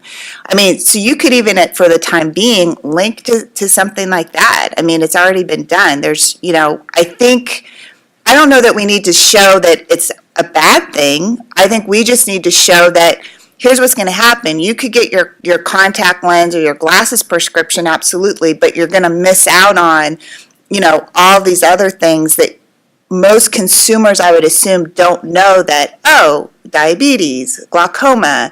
They're coming up with more and more things that an optometrist or a comprehensive eye exam can see before even it shows up maybe in your blood work or something like that. I think that's the argument to make. But it's been done. I've seen videos comparing the two on television. And even as a starting point, I know that in the past, VSP has said that they were willing to put something like that on their website when VSP members are researching where they're going to go for an eye exam, and a discussion on kiosk-based refractions. We could get other health plans that would probably be happy to do that, which we've discussed before. But it just seems like we continue to discuss it and we never do anything. And something will eventually be done when somebody ends up going blind because they had glaucoma and it wasn't picked up. And if I can just ask Ms. Corchis from the COA, do you have, I know you've asked your members for examples, have you collected any? I don't know of actual examples of a patient being harmed, they had glaucoma, they lost their vision, but I know we have been getting in a number of cases where optometrists have been sending us, if this patient would have done the online refraction, he or she would have gone blind within a year because I detected glaucoma, a tumor, whatever in the eye. Yeah, but That would be valuable. But it's not because those folks, if I was to drink rat poison, it would probably kill me, but I'm going to not drink rat poison, so therefore I'm okay. It's the same type of thing. That person might never say, I would go to a kiosk refraction. They're always going to go to an optometrist or an ophthalmologist. We've got to somehow tell people that are considering that, great, if you want to get a kiosk refraction, no problem, go for it. You're not going to get your eyes checked for as far as their health goes. Yeah, there's other things that it cannot pick up. I want to clarify a few things. It's not specifically online refractions versus kiosks that you're going to find in the outreach plan. It's the stressing the education to get that yearly comprehensive eye exam. So you see the guide to eye health yearly comprehensive eye exam, and the development for that is happening in January and February. The Develop Save Your Vision Month, that's starting in February. Kids Eye Health, it's all going to be tied together with essentially the same message of to encourage them to get the comprehensive eye exam every year and also educate them what refractions are not. It has been discussed multiple times as far as using specifics online or kiosk settings, but I think it's been prior discussions with the committee to remove the online or kiosk and just leave the term refraction, because it's really, regardless of setting, the same concerns happen if it's just solely a refraction versus a comprehensive eye exam. And that's where the education has been focused on, is that getting that comprehensive eye exam and what the difference is between the two, and not specifically calling out the online or the kiosk. But if you want that to change, then we could change that. Well, I mean, I think we had also made the point that we can't call it a refraction because I think the general layperson in California won't know what a refraction is. But I think, I mean, with what Rachel's saying, we have to come up, if we can, with some kind of video that if they do a Google search or any kind of online search, that comes up at the same time online or kiosk or online eye exam comes up. So dangers of, or what you're not getting, it has to come up in that search engine. And that's being developed right now, too. So perhaps, is this an opportunity for us to use some funds for search engine optimization? Is that something that we can route so that, I'm just asking the question, I'm not. I can ask our internet team.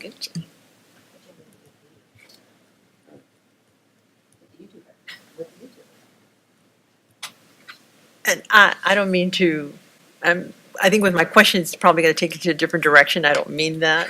I honestly don't, but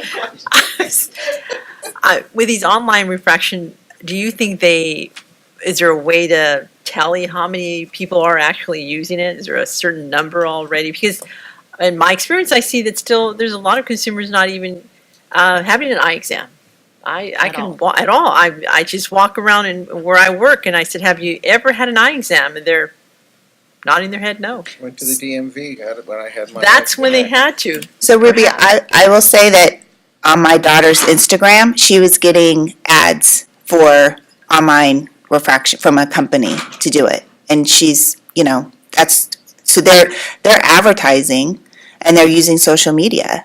I mean, and I think if we're gonna bring awareness to the differences between the two, you've got to kind of follow how they're marketing, and I think doing the same way. Well, they're advertising to the millennials, and they are exactly, and that's who's they're not advertising to exactly, us. Right. And that's who they're, and that's the point, is that if we want to raise awareness on the difference between the two, and they don't have longer, their attention spans are shorter, that we need to come up with a different way of approaching it. Right. And I don't think I don't necessarily think it's saying that it's bad. I think here are your two options, but here's what you're going to miss out. And you may not care now when you're 22, you will care when you're older, and you could be preparing for that, and that's why you should get and you could do both, right? Right. I mean, doesn't mean you can't do one or the other. So I'm hearing two things. One, it has been discussed, and Dr. Turetsky specifically commented that he would like partnerships with insurance, that as we have discussed, talking with VSP, other eye insurance companies, that we should investigate and actually execute those partnerships. The other thing is to craft a social media campaign that targets the audience that, millennials, the younger, the people who would use it. use an online or a kiosk refraction. So those are the two main issues that our committee should focus on. Do we want to investigate posting at kiosks that this is not we can't do that without regulation? Correct. Okay. Okay. And I would look, isn't it New York is really big, isn't it New York? There's a couple I would even look in New York and see if there's an alternative education campaign to show the difference. I mean, instead of us reinventing, see what else is out there. I think it was in New York and what other states that they're, Missouri, there's some states. New York is the Wild West when it comes to this Yeah. stuff, yeah. Just about anything goes. And I don't know if you'd want to reach out to some of the colleges in those states too. They might be able to help with some of that. You work with students who are of this age. What goes on in the school? There hasn't been that much discussion, more so amongst the faculty, but not really amongst the students. I mean, they all are like, oh, I think some of them have tried it, but you have to pay money to try it. So student budgets don't really want to spend an extra $20, $30, $40 just to try it out. So they'll do part of it up until, because you can do part of the exam until they ask you for your credit card. Would it be something that's doable when folks go to the, where do the university students, general students, go for an eye exam? Is that at the clinic or at the Tang Center, or? They can come to both. We have 2 eye clinics right now that are on campus. Would it be possible to speak to the dean or whoever would be doing that, to just throw a question in there, have you ever considered a kiosk-style refraction, and just get some data from university students? Okay. There's what, 10, 15,000 exams a year that are done there? Yeah. And a lot of those are going to be university folks. I'd be interested to see what happens, because then we're talking about millennials. Okay, I can ask the dean. And the clinic directors. And I have a comment, since it seems like the opticians are doing these too, right? Yeah. Going to kiosks. There is an organization called the National Federation Schools of Opticianry. And maybe reaching out to them, because they are very well versed in what's going on with new technology, and asking them, how are you training your opticians? Naturally, they are training them to have comprehensive eye exams, but I think in the different states they might have some data that can help us too. I have a question, because I don't know our laws and regulations that may not be related to the Board of Optometry, but are there any laws or regulations that would preclude a minor under 18 years old from getting a refraction of this sort? Do we know that? Can we look into that? We can look into that. I think it's 12. I think it's. Because I guess it depends on who pays for it. I know that on the website of the main group that does online refractions, I believe it says you have to be 18 years or older. Right, plus it's limited, right? You have to be able to pay for it. Yeah, you have to pay for it. That is So, that I mean, whole like, credit card. 12-year-olds Yeah. don't have that credit card. Or they won't use any of their own money. $20 or $30 is a lot for a That's huge. 12-year-old. That's a shopping spree at Target.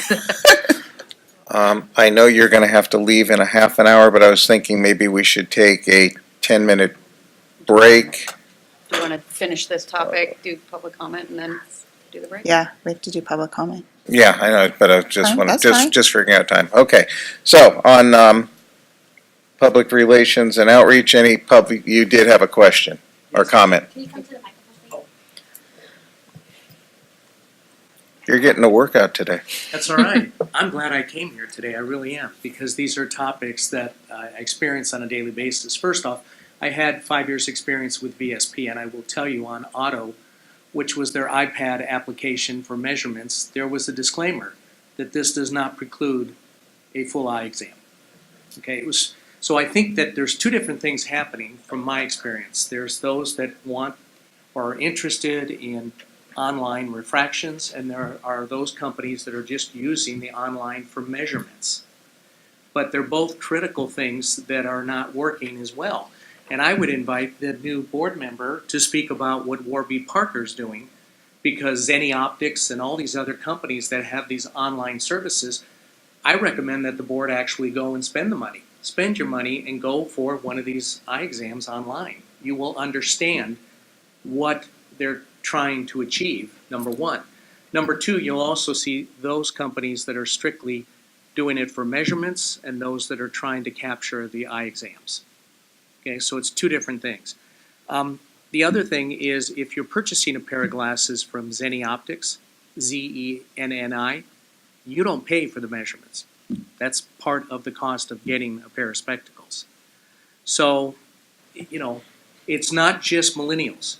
Somebody made a comment about food delivery to millennials. I'm sorry, I'm a boomer, and I will tell you in our neighborhood, because people aren't spending the time, Safeway is doing a lot of the delivery, especially since our kids have aged out and I'm having to do more cooking. I'm ordering online for food. So I just want to give you the whole idea. I think this is much broader than just millennials, just X's and Y's. I think that it's a little more broad, and people are looking to save money, and so they're doing more of the online sales. And that's what we're up against in the optical business. So just wanted to comment on that and have you challenge all of you to go get one of the eye exams. I myself, with a 5 diopter cylinder, oblique axis, it was way off. And I paid the money to do it. So I wanted to do it just to understand what the eye exam was about. So anyway, thank you. I have a question for you. So, I didn't get all the names, but you said you went onto one of these sites and the site said this is not a comprehensive eye exam, right? I'm saying you were referring to VSP, and I want you to know that the measuring devices, whether it's Hoya's Spectangle or whether it's VSP's Auto, which was an iPad application for measurements only, and it stood for one touch to optical. Those, I can tell you when I was with VSP, there was a disclaimer when you were taking the measurements that this does not preclude an eye exam. Okay, Unfortunately, okay. Auto's been put to sleep.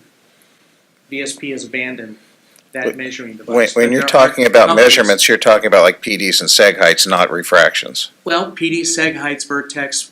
Yeah, but not refractions. So we're kind of off on a tangent. Can you explain what you just asked in layman's terms, please? Okay, so Public memory, PD, people are a distance, how far apart your eyes are. Seg height, how high you're going to put a bifocal or a progressive lens. Vertex distance is how far from the front of your eye to the back of the lens. Things that, It's a measurements, mandatory measurements that you would need in order to get a well-fitting pair of glasses. it's like tailoring a suit. Right. But that's very different than Well, I coming said up it with was the two different refraction. things. Right. There's those devices that are online that are getting a lot of play for measurements. Right. That's one issue, and it's not working as well as they expected. So I had misunderstood you. I thought the programs you had mentioned were available to the public, but it sounds like they're only available to professionals like such as yourself. No. Okay. The measuring is online through the online optical companies that are trying to sell directly to consumers. They, through looking at your computer, they'll tell you where to sit, where to look. I see. And they will take these measurements. So Okay. that's one issue. The other one is the online exams, which is making you also look. In fact, when I did my online, I had to have at least a 23-inch monitor. Said it would not work on a laptop. So my question is, actually, let me boil it down to my question. On these online sites available to the consumer, is the consumer notified that the examination is not a comprehensive eye No, exam? they are not. Okay. And that's where I think that COA and state boards and whatnot could challenge companies maybe that are coming into the state that a disclaimer be placed that this is not a comprehensive eye exam. Thank you. I'd like to clarify, there are several who are educating the consumer and putting on there that it's not a comprehensive eye exam. They are recommending that they do visit their optometrist or ophthalmologist within a given time frame. So they are providing that disclaimer, but I think the concern that the board has brought up is that maybe it's not enough and that they're not paying attention to that disclaimer. But they are putting the disclaimers on there. As far as the invitation to go and actually do it for yourselves and investigate it, I'd strongly encourage the board members not to do that. That's considered enforcement actions, and we are looking into other enforcement matters, and I would just let the board know that we are investigating some of these setups, and I would recommend not doing your own investigations in order to have you be able to participate in any actions that may come out of it.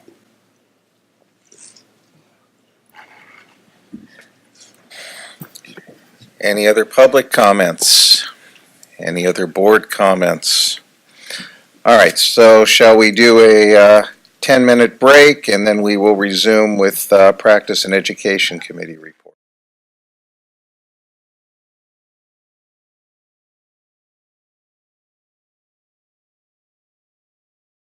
We are back in session. We're going to go slightly out of order since Ms. Michelin will be leaving us at 11:30 for a brief period. We're going to do Children's Vision Work Group first.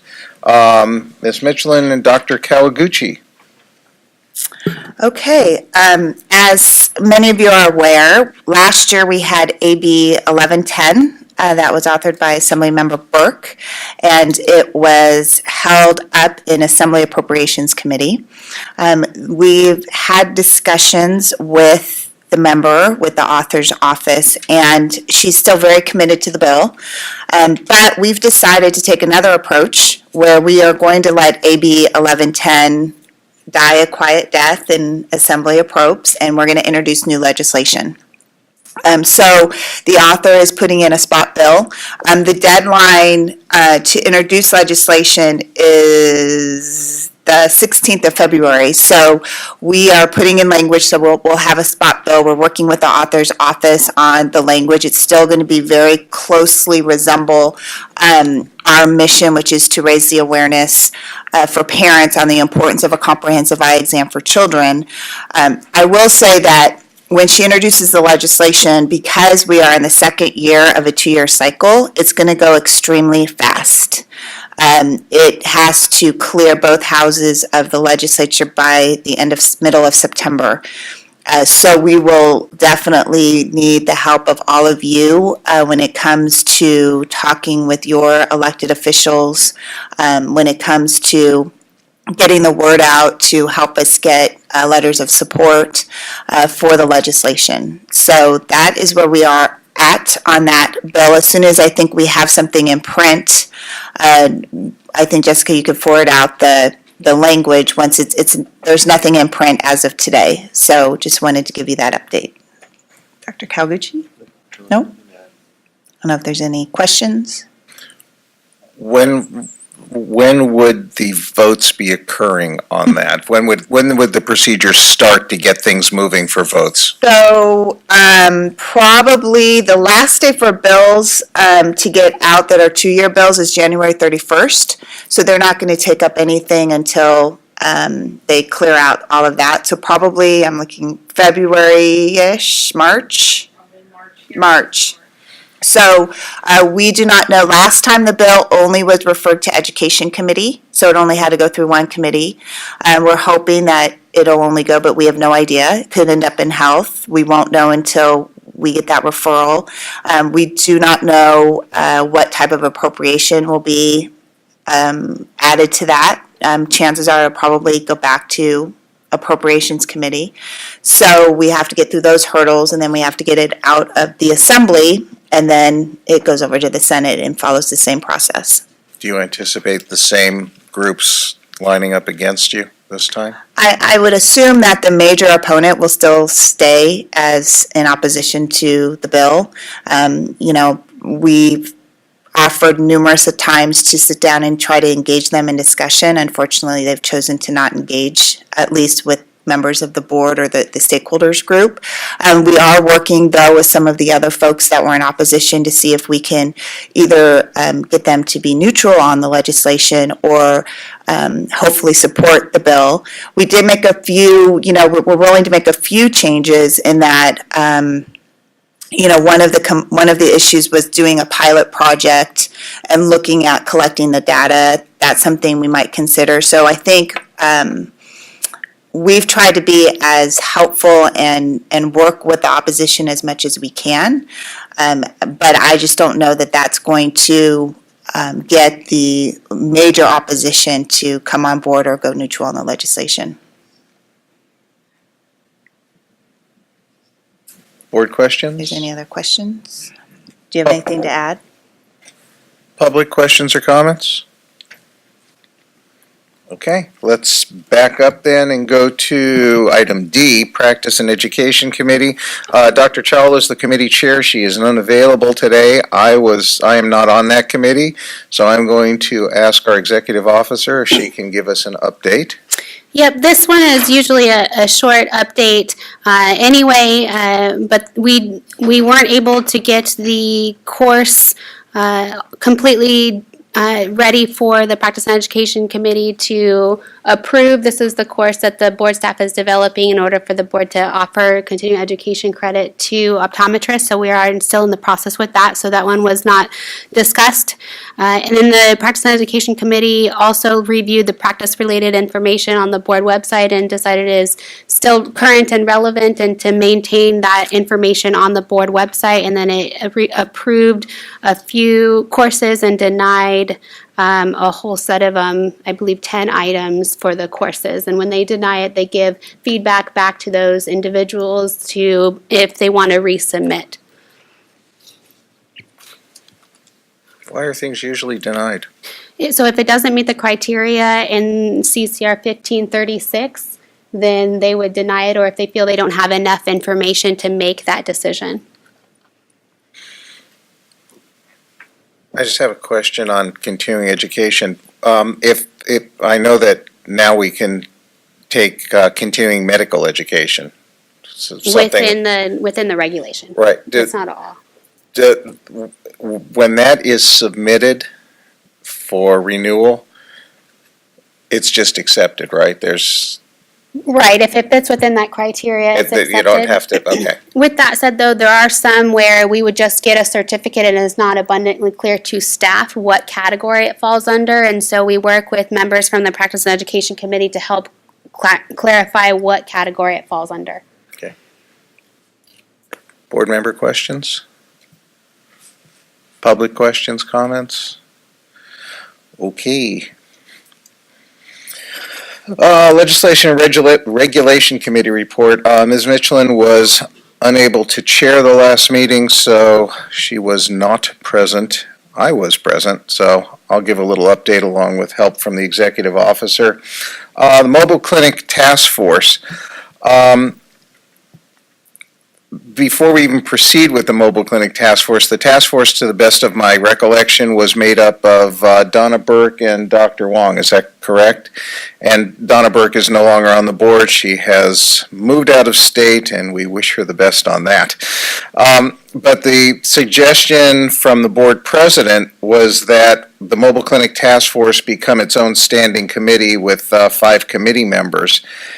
And from a standpoint of just making life easier for board staff and the executive officer, I'd like to bring up that we just keep the mobile clinic as part of the Ledge Reg committee instead of its own standing committee. So not a task force anymore, but just a topic for the Ledge Reg committee, and just proceed from that standpoint.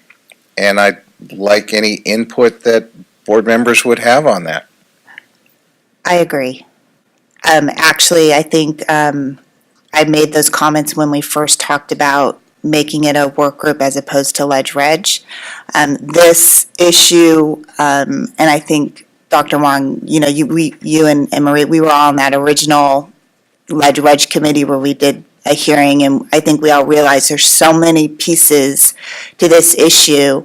I think it's actually better also for stakeholders that they can just come and work with one group that would actually be making the recommendations to the full board when it comes to legislation, as opposed to, different work groups. So I wholeheartedly support that, and I would make a motion to that effect as well. I would support that motion. I agree. Okay, so we have a motion to make the mobile clinic task force into just a portion of the Ledge Reg committee and not a standalone committee. Would somebody like to make that motion? So moved. Okay, is there a second? I'll second it. Okay, Dr. Wong seconds. So, any discussions on that? So, have you had a chance to talk to the board president about your idea? Because I think she had her own plan. No, I in place. didn't, and this was actually a discussion that I had had with the executive officer as a way to hopefully streamline things a little bit. There is a tremendous amount of effort that goes into each committee meeting, and this is just going to add one more block to everything on Jessica's plate, and it would make things a lot easier, and we'd probably still get the same amount of input if we did this as part of the Ledge Reg committee. We could always hold off on doing this and wait till back. I raised it with her because I looked at it from not just a staff, but also a board member and time for board members of having another meeting. And I brought that to her attention, and when I spoke to her, she did not seem to have an issue with it. It's the will of the board. Okay. So I'm willing to defer this, but I mean, I don't see how it's in any way a losing situation for our mission, for the board, for the staff. I think it'll probably help everything move a little bit easier. I agree. I think just for the sake of efficiency and trying to get things through and done and completed, this is a good idea. And if there is somebody who really wants to be involved in this, who isn't on the Ledge Reg committee, maybe we discuss adding a committee member or something on that order. Public comment? Go ahead and let's do a vote. Hold on, sorry. Ms. Brandvine's absent. Dr. Turetsky? Aye. Ms. Michelin, aye. Dr. Chawla, absent. Ms. Garcia? Aye. Dr. Calgucci? Aye. Dr. McIntyre's absent. Mr. Moradami? Abstain. Ms. Salzar-Sperber? Aye. And Dr. Wong? Aye. Motion carries. Okay. Along that note, I know that Rachel's already on the Ledge Reg committee, and I'm part of the mobile clinics work group. I would be interested in joining the Ledge Reg committee, in particular for this. And with the this work you've topic. already done, that would probably be most valuable. So, do you see an issue with that? I do if we're adding a member, because then we have 6, which is a quorum of the board, and then we have a board meeting at that point.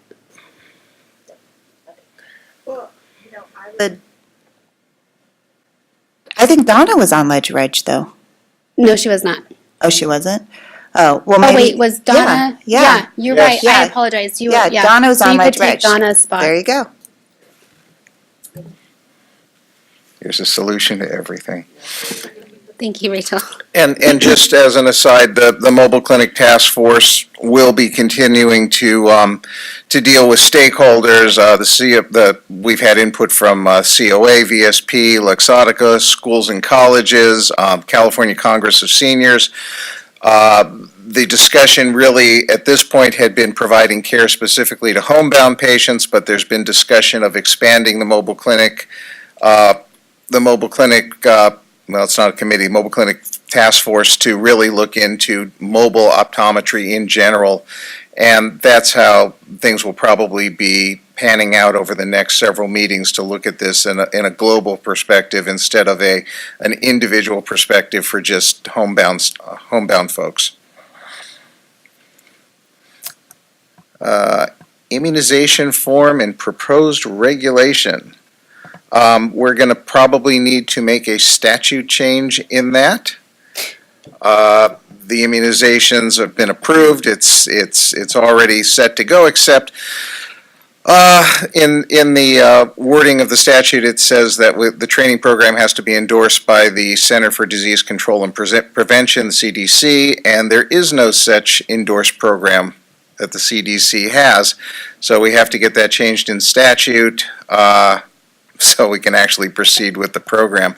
And how will that be proceeding, Ms. Seiferman? So that's not necessarily the board proposing any kind of change. That change was part of the scope expansion bill. And so I anticipate that another bill goes forward from the industry in order to make that correction.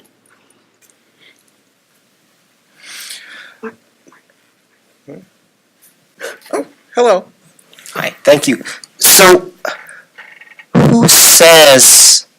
who's made the determination that we have to go back to the legislature to get this changed? Because certainly there is a legislative intent that something be endorsed or approved or supported or by the CDC. There was some intent behind it. So it seems to me that there might be room for interpretation, might be room for interpretation by regulation by the board as to what the legislation intended, because I guess my ultimate point is I really wonder whether things are stopped dead in their tracks because a wording snafu, yes. I don't want to say error because I'm not sure it's an error, but a wording snafu. Because going back and having the legislature fix something is always a time-consuming and difficult process. Legislature wanted the optometrists to do immunizations, so do we really have to go back to the legislature? I'll say one thing, something that happened similar to this on one of the scope of practice bills, which had optometrists doing a blood draw for a blood glucose level. So a little finger stick and put it in a meter and you find out what somebody's blood glucose is. And the legislation itself stated that optometrists could do venipuncture to determine blood glucose levels. Well, venipuncture means drawing blood. So the medical community made a big stink saying, no, the optometrist can draw blood, but they can't do a finger stick. So that had to be cleaned up before we could do that. It had to be cleaned up in statute. I mean, the intent was clear, but they were going what was literally there. It's just, I remember that. It was silly, but that's what was there. Do you jump in, Ms. Seiferman? Jump in, legal. I haven't looked at the legislative history, so I'm happy to go back and look at that and see if there's some explanation for why they made that mistake. But as I understand it, it's not holding. I think Jessica has already. Can you explain how you're already moving that forward to have the legislation changed? I'm not.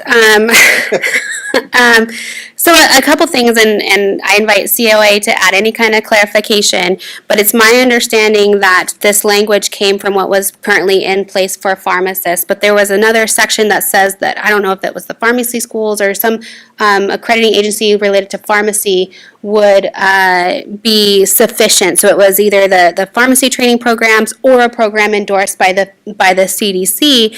And so in the conversations, as part of it relayed to me, is that, well, they were taking out the pharmacy because it doesn't relate to optometrists, and not necessarily looking at whether or not the Center for Disease Control and Prevention endorses programs when they don't. And so I do believe that the industry is working with stakeholders to correct this, but I would be hesitant to move forward or try to attempt to do any kind of regulations. One, because I think it's pretty specific that who endorses those centers for disease control and prevention, so I'm not sure how more specific we could be on that. But I also know that because there were so many stakeholders involved in this scope bill, I'd be hesitant for the board to then interject and provide their interpretation without giving the industry a chance to correct the issue. I don't know if endorsed is a specifically defined term. It could be a term that we can define.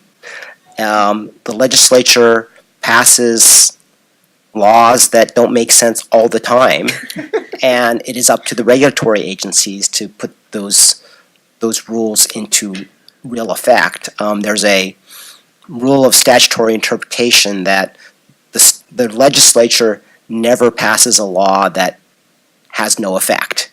That, they pass something and it means something, right? So, and to put meaning on it is the role of us folks here. So anyway, I leave that to the lawyers and whomever. I'm happy to look at it, but I'd also like to know what communication, how do you know that the CDC does not endorse these programs? And maybe we could look at endorse, whether they don't have an official program for endorsement, or is it just a matter of, is this acceptable, or some type of variation of endorsed?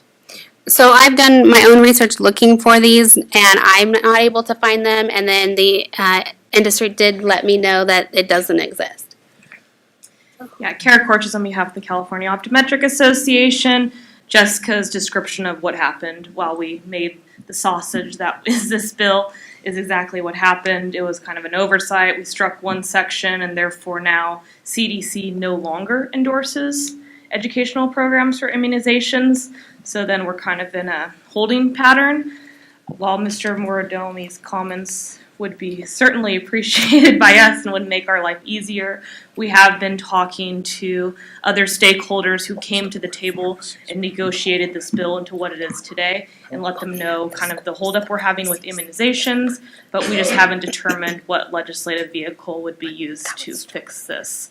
However, if the board would be, open to looking at if it can interpret the law to the legislature's intent, that is something certainly we would appreciate and welcome you to do. Thank you. Well, you guys have good lawyers too. If you can give us assistance on that, that'd be welcome too, right? I mean, we should probably put it on both tracks. Certainly. Thank you. Might as well stay there. Okay. Really? No, seriously. Okay. Item number 3, Business Profession Code 3070. Whoops. Business and Profession Code 3070, Statement of Licensure. The Ledge Reg Committee postponed this to a future meeting, and updates will be provided to the board in April. Just along with this, the California Optometric Association is having their House of Delegates meeting next month, and the executive officer and 1 or 2 members were invited to discuss the branch office license issue with the House of Delegates, and that invitation will probably be declined. However, the COA has been invited to attend the next board meeting to bring up issues and concerns directly to the board so they can be addressed at that point. And are there any comments that board members want to make as far as statement of licensure goes? And then I'll ask if Ms. Corches has any I just want to, statements. sorry, to clarify, 3070 is not related to the branch office license, that statement of licensure, which is tabled. I'm sorry. And the invitation was to discuss the branch office license, which is part of the legislative proposal to repeal the branch office license section, just so everybody knows what we're talking about. And they had requested a representative, they requested me or a board member to come to the House of Delegates and give a presentation or discuss with them the board's position on the branch office license and let them know why it is the board decided to do what they did.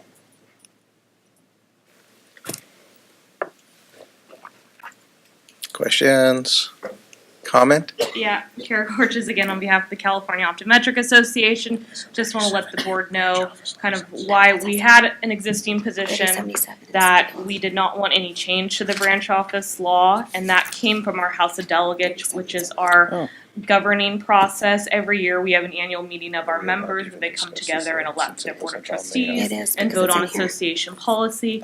The branch office law was discussed, I think, 2 years ago, and our House came to the conclusion that they did not want to amend it at that time. However, spurred by the board's action to potentially introduce a bill to eliminate the law, this issue will be discussed at our House of Delegates again on February 9th in San Diego, and therefore we can come back to you with what our House recommends, a policy position for us.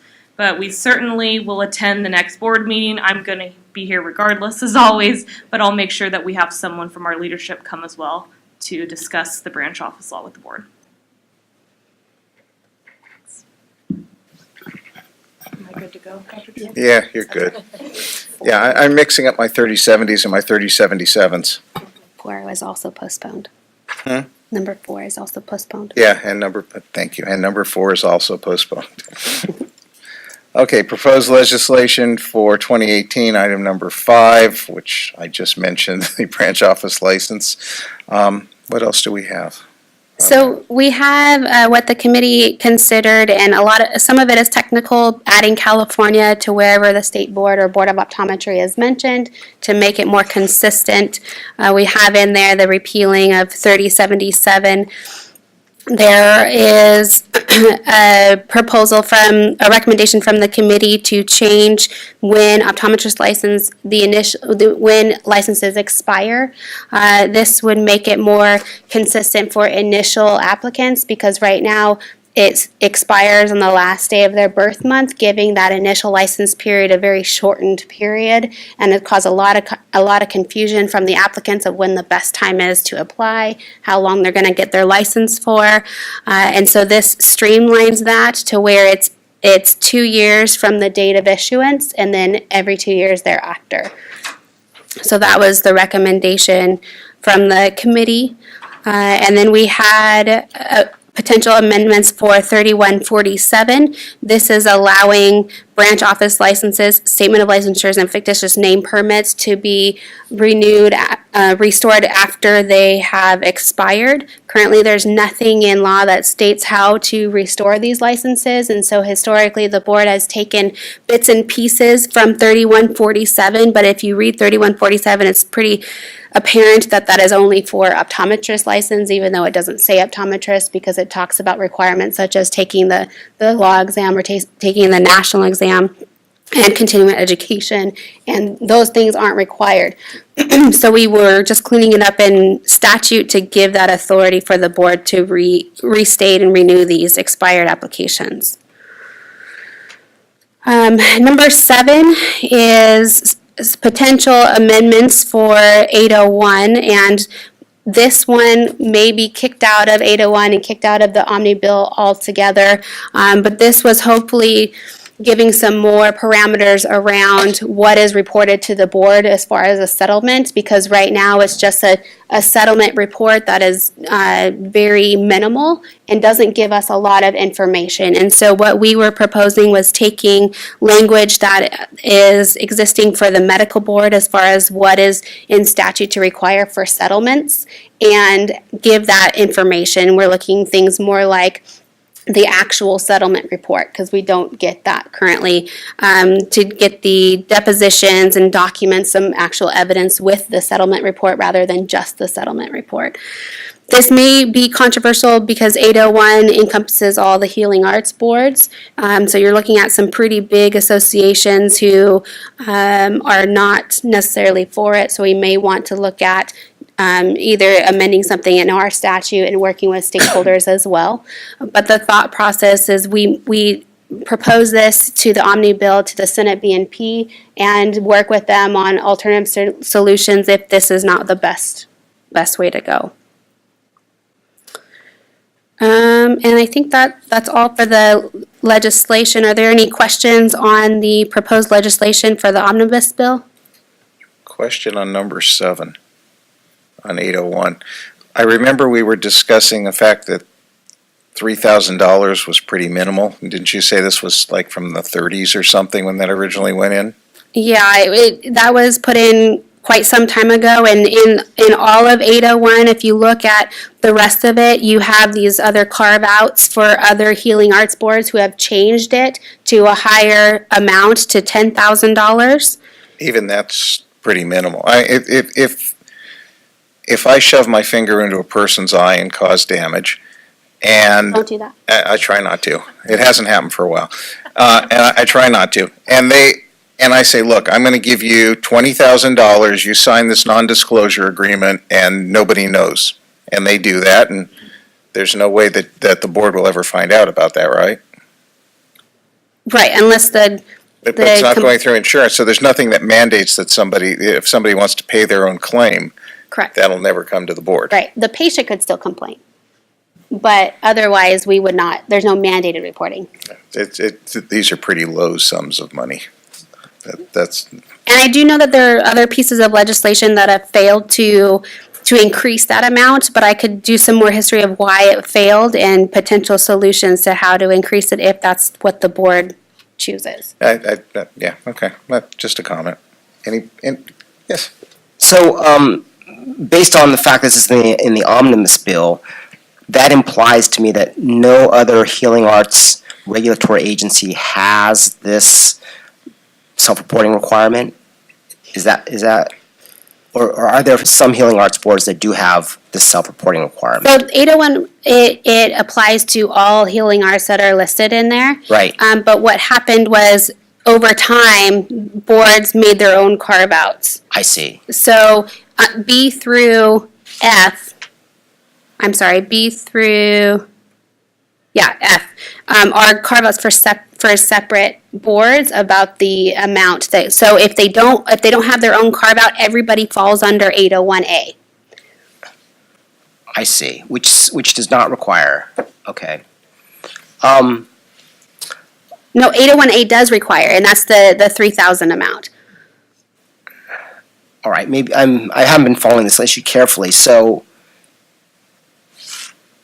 if there's a settlement of more than $3,000, is there a requirement then to report to the Board of Optometry?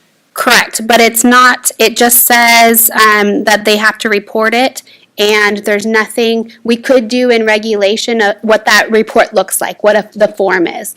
But after talking with other individuals within DCA, it was suggested that you're going to need more than just a form to require that they provide a copy of the settlement agreement, to provide the depositions.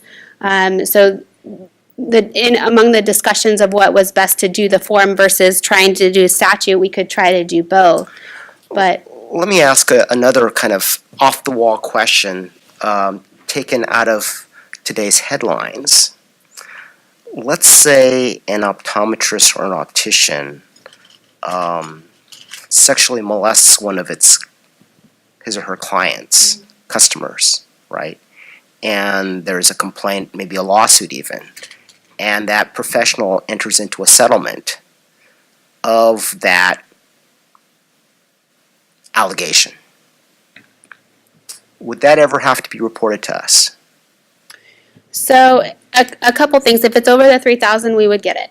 If the patients make that complaint, we also investigate that. If there was a criminal conviction as a result of those allegations, then we get it at that point too. So it just depends on where it is at the process that we would be notified of that. So if there's a civil settlement, there's no complaint to us, and there's no criminal conviction, but if it's just kind of, hey, I'm going to settle this case for, if I'm a professional, sell this case for $10,000, that would be reported to us, and by whom? We would get that from the insurance company, the settlements, they have to report to us what that settlement is if it's over the $3,000. If there's any arrests, we also get subsequent arrest notifications, and we could proceed with a PC-23, which we would go to court, we'd have the AG go to court and ask for a suspension order. Okay, so I'm assuming there's no arrest. So if an insurance company is involved then the insurance company will report it to us. Right. But And it's if they're not insured, then they're responsible for reporting that settlement to us. under the law. Yes. Okay, thank you. Okay, so I have a question that I don't know the answer to, but is potentially the amount $3,000 related to so that we would be made aware of settlements or claims related to small claims court?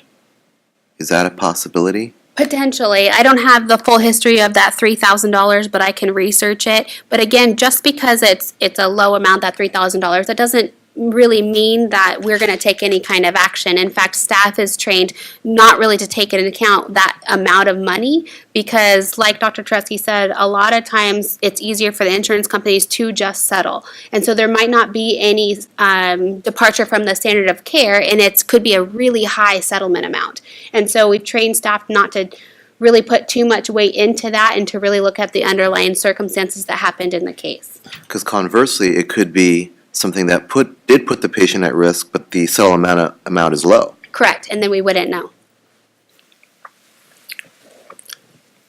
Mark, use your lawyerly knowledge on 801A. And the way I'm reading that, to your point, if somebody sexually harassed a patient, it doesn't look like that falls under here. Claim for death or personal injury caused by a person's negligence, error, or omission in practice, or by his or her rendering of unauthorized professional services. It doesn't, does that include something like sexual harassment? Arguably it would. It's not my area of expertise, but personal injury is casts a pretty wide scope. So, for example, if a patient is sexually harassed, there's usually a claim, I would think, for what's the word? Traumatization, whatever. And those, I think, an action for that would be considered personal injury. Personal injury isn't limited to just losing your arm or losing your eye or something like that. So I invite any other lawyer in the room to correct me, but that's my general sense. I agree.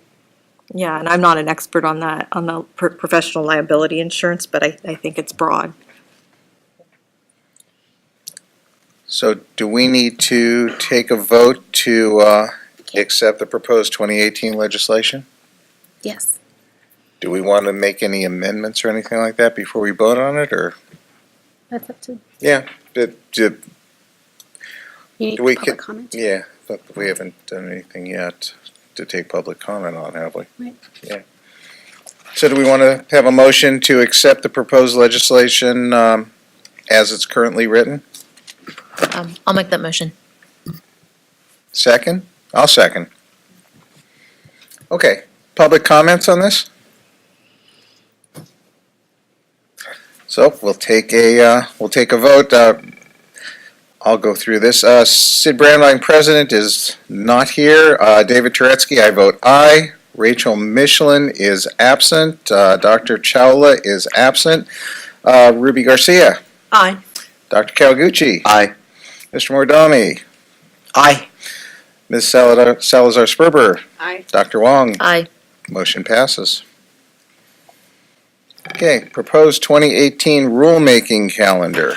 So members, before I turn this over to Todd, I just wanted to let you know a lot of these, as you can see, were approved quite some time ago, but as you know, we had a few policy analysts since then, and as soon as we got Joanne up to speed on the regulation process and we started getting these going, then she left us. So now that we have Todd, he is up and running, has told me he's not going to leave us yet anyway. And so do you want to give a quick update on the rulemaking calendar and what we're looking at?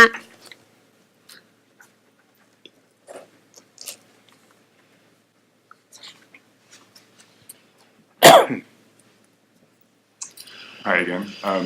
Yeah, I don't have a copy of my rulemaking calendar, but pretty simply what we ended up doing with a lot of the older stuff that was backlogged was we combined a few of them and are trying to get them done more quickly because they've been waiting for quite a while. The first one there, we have draft versions of the initial statement of reasons and other materials with Mina right now to review and then get back to me so that we can get to the process of the next step, which is getting it over for the concurrent review through LRR at DCA. And aside from that, it's just going to basically be like each month we're putting a new one through. The next one's delegation of functions for the EO, and after that, I believe it's the certificates posting. So it is moving forward, and it's at an expedited pace.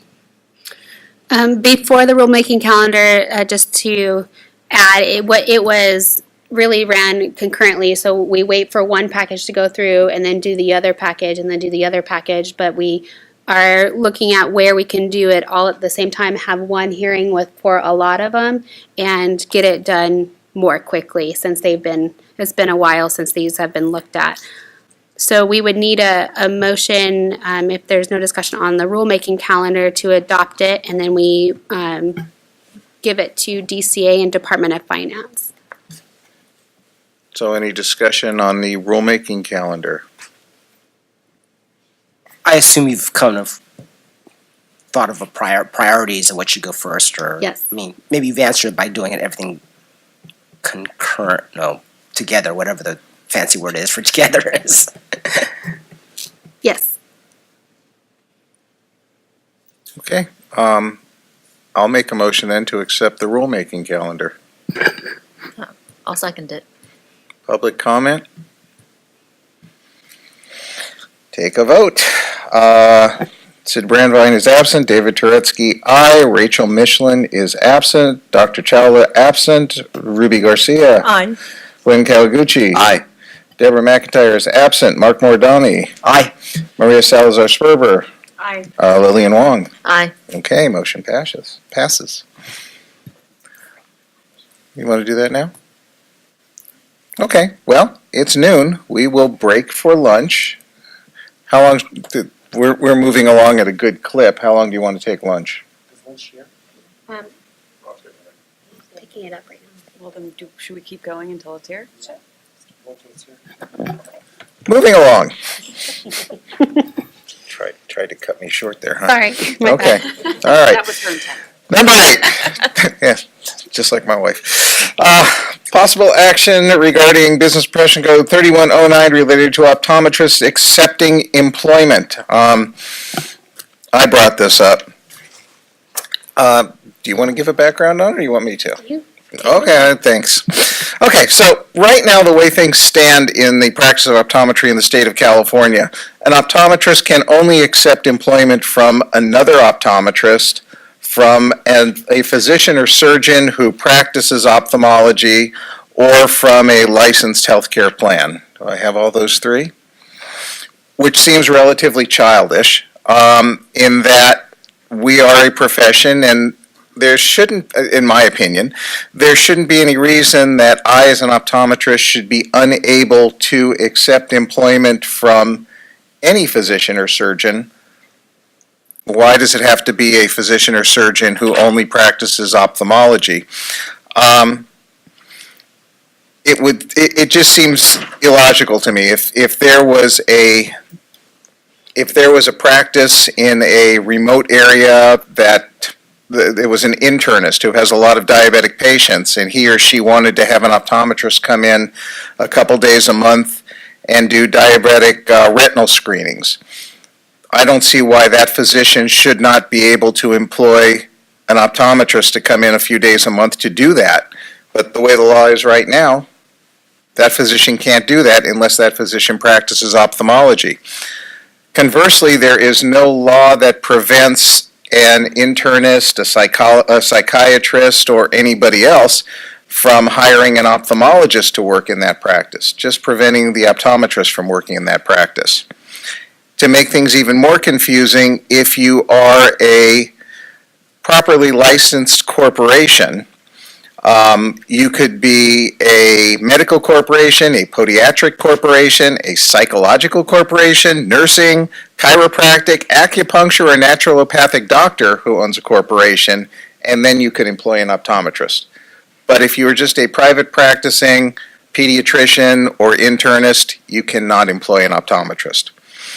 And my recommendation would be to leave the statute as it is, but to strike the portion of the statute that says an MD or a physician or surgeon who practices the profession of ophthalmology. Just striking that one little line in there.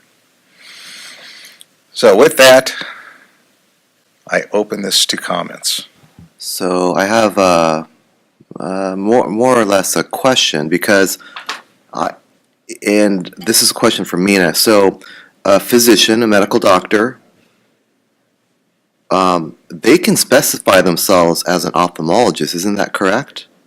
So they don't have to have any specific additional licensure to specify that they're practicing ophthalmology, is that not correct? Well, to his question too, any physician, anybody who's a physician can write a prescription for eyeglasses or contact lenses. That's correct, under the Business and Professions Code. I believe there's specialty organizations, industry organizations that certify or provide that type of expertise designation, but it's not required under the law. So then there's really not a specific need to change this, because if there's a physician that is in a general practice but wants to open up services for eye care, they can then say that they're in ophthalmology or providing ophthalmological services and therefore employ an optometrist. Isn't that a The fair language argument? says practices in the specialty of ophthalmology, so the way I read it, there would have to be some They would have to, practicing in that specialty. I read that as they would have had to done residency in ophthalmology, It doesn't specify that. but it says, can you read that again? Under, by a physician and surgeon who holds a license under this division and who practices in the specialty of ophthalmology. And again, I think we need to look into the laws and regulations that govern the medical doctors, because I think that they're relatively open. And so I think we're still covered that an optometrist can be employed by a physician that didn't necessarily do residency in ophthalmology. So I'll give you an action which brought this to my attention. I have a colleague who went to work for it was a medical group. It wasn't even a medical group. It was a clinic that was started by an anesthesiologist who came to this country with nothing as an immigrant and became extremely successful.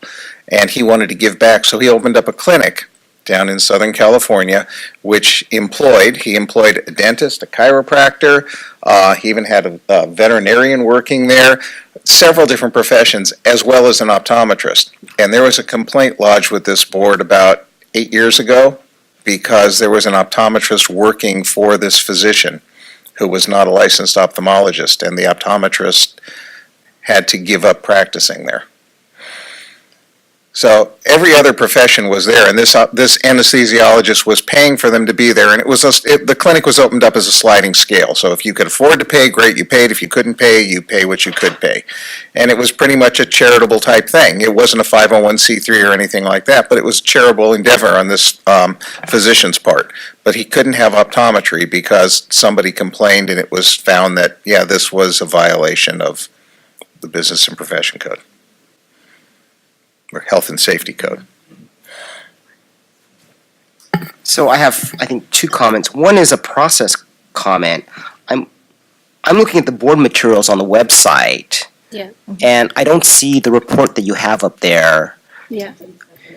So this was sent out separately because it required more research with me and with staff going through old minutes to find out why the limitation was put in place. And I was working with Kurt and Mina on the material, so it was delayed, but it will be posted online. It was just the delay, and it takes 5 days to post it once it is. So it is available for any public members if they want it.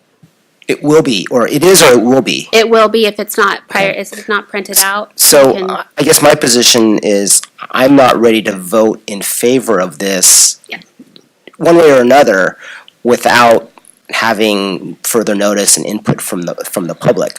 You know, And my intention was to bring this up as an issue to push forward that we can have more discussions discuss on, it, just to yeah. discuss this. In principle, I agree with David's sentiments. If it requires clarification, then great. Let's clarify it so it's clear that an optometrist can work for an internist.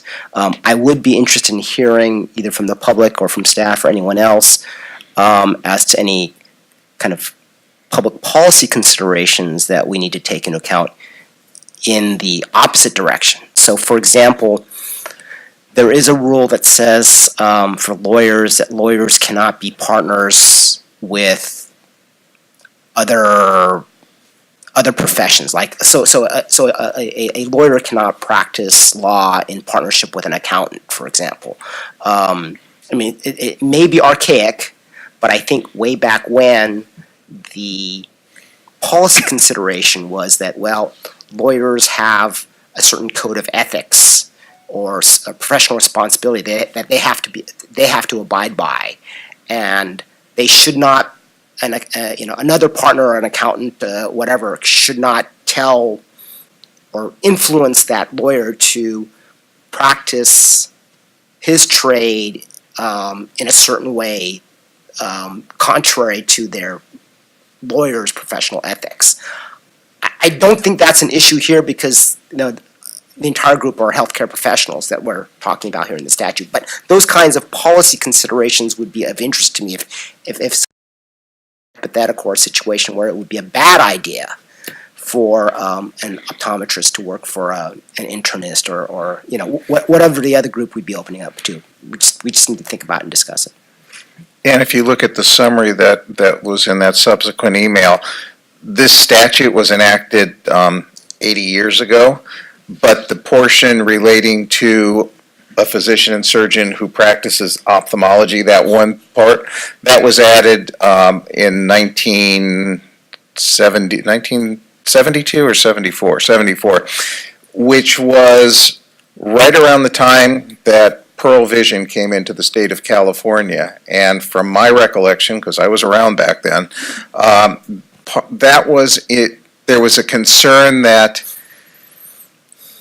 they'd find some retired or semi-retired physician, Pearl Vision would find somebody and they'd say, okay, you be part of Pearl Vision and you hire the optometrist, because the optometrist was not allowed to work for Pearl Vision. Of course, now we've got ophthalmologists that are doing exactly that. But back here, 40 some odd years ago, when this statute, when that little line was added, I think there was a fear that Pearl would be dealing with physicians hiring optometrists to try to subvert the law at that point. It's just not something which seems like it makes sense now. And to your point too, it says here, partnerships between an optometrist and a physician are prohibited unless the physician is also licensed as an optometrist. So we're not talking about partnerships, we're talking about an employer-employee relationship. In general, I'm in agreement with where you want to go with this. It's just I don't want to initiate work for staff if we don't need to. If we just need to clarify current laws and regulations, and that's the extent of it, that's where I'd like us to stop. We have a lot on our plate as a board, so although I agree with you, I just want to make sure that we do some homework first before making a decision to go after changes. So would that be something you could research for us and bring back at the next board meeting? I think if you wanted to change that policy that's in statute, you need a statutory change. I don't think there's a way to qualify it in regulations.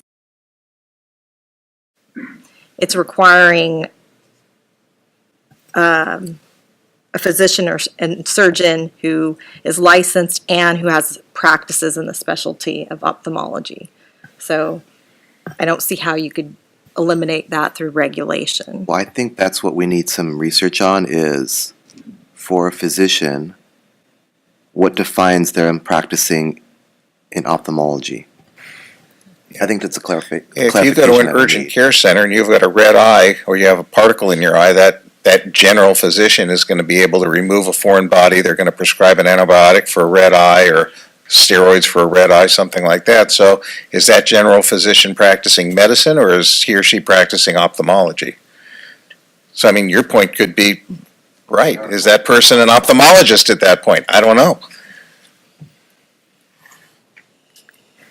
Well, you have like I'm thinking a cardiologist, right? They're definitely not practicing in the specialty of, if that, it's a case-by-case basis, but just because they are allowed to operate within the scope of practice doesn't mean that their practice is in that specialty. Right, so I think that's why we need additional research to really clearly understand that, and it could be a connection with the medical board too. Maybe, yeah. So we don't, any other comment? Public comment?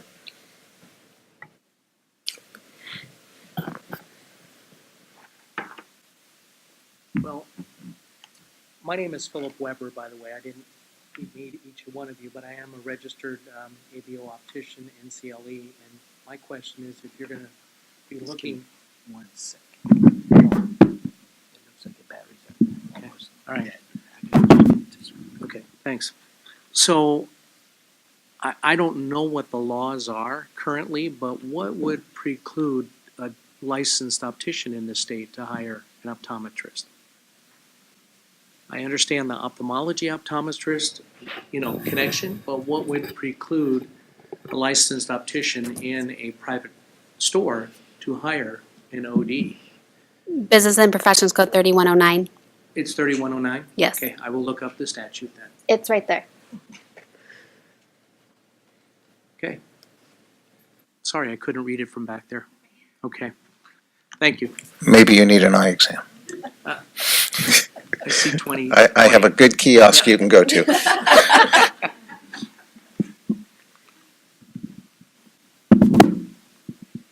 Any other comments?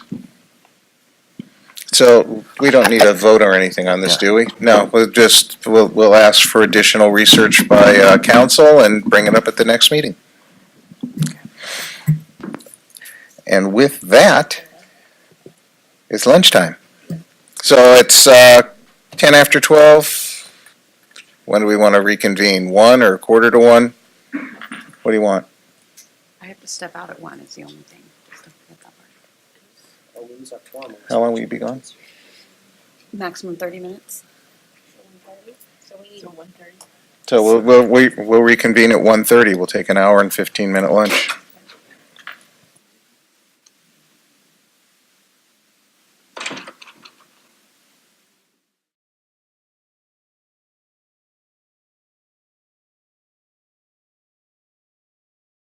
But we don't need to go into that right now. Okay.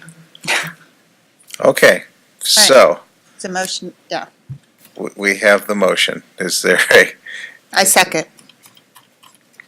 Mark's motion, Rachel seconds, roll call. Hold on. Oh, wait, public, no, there's no public. Oh, DCA comments?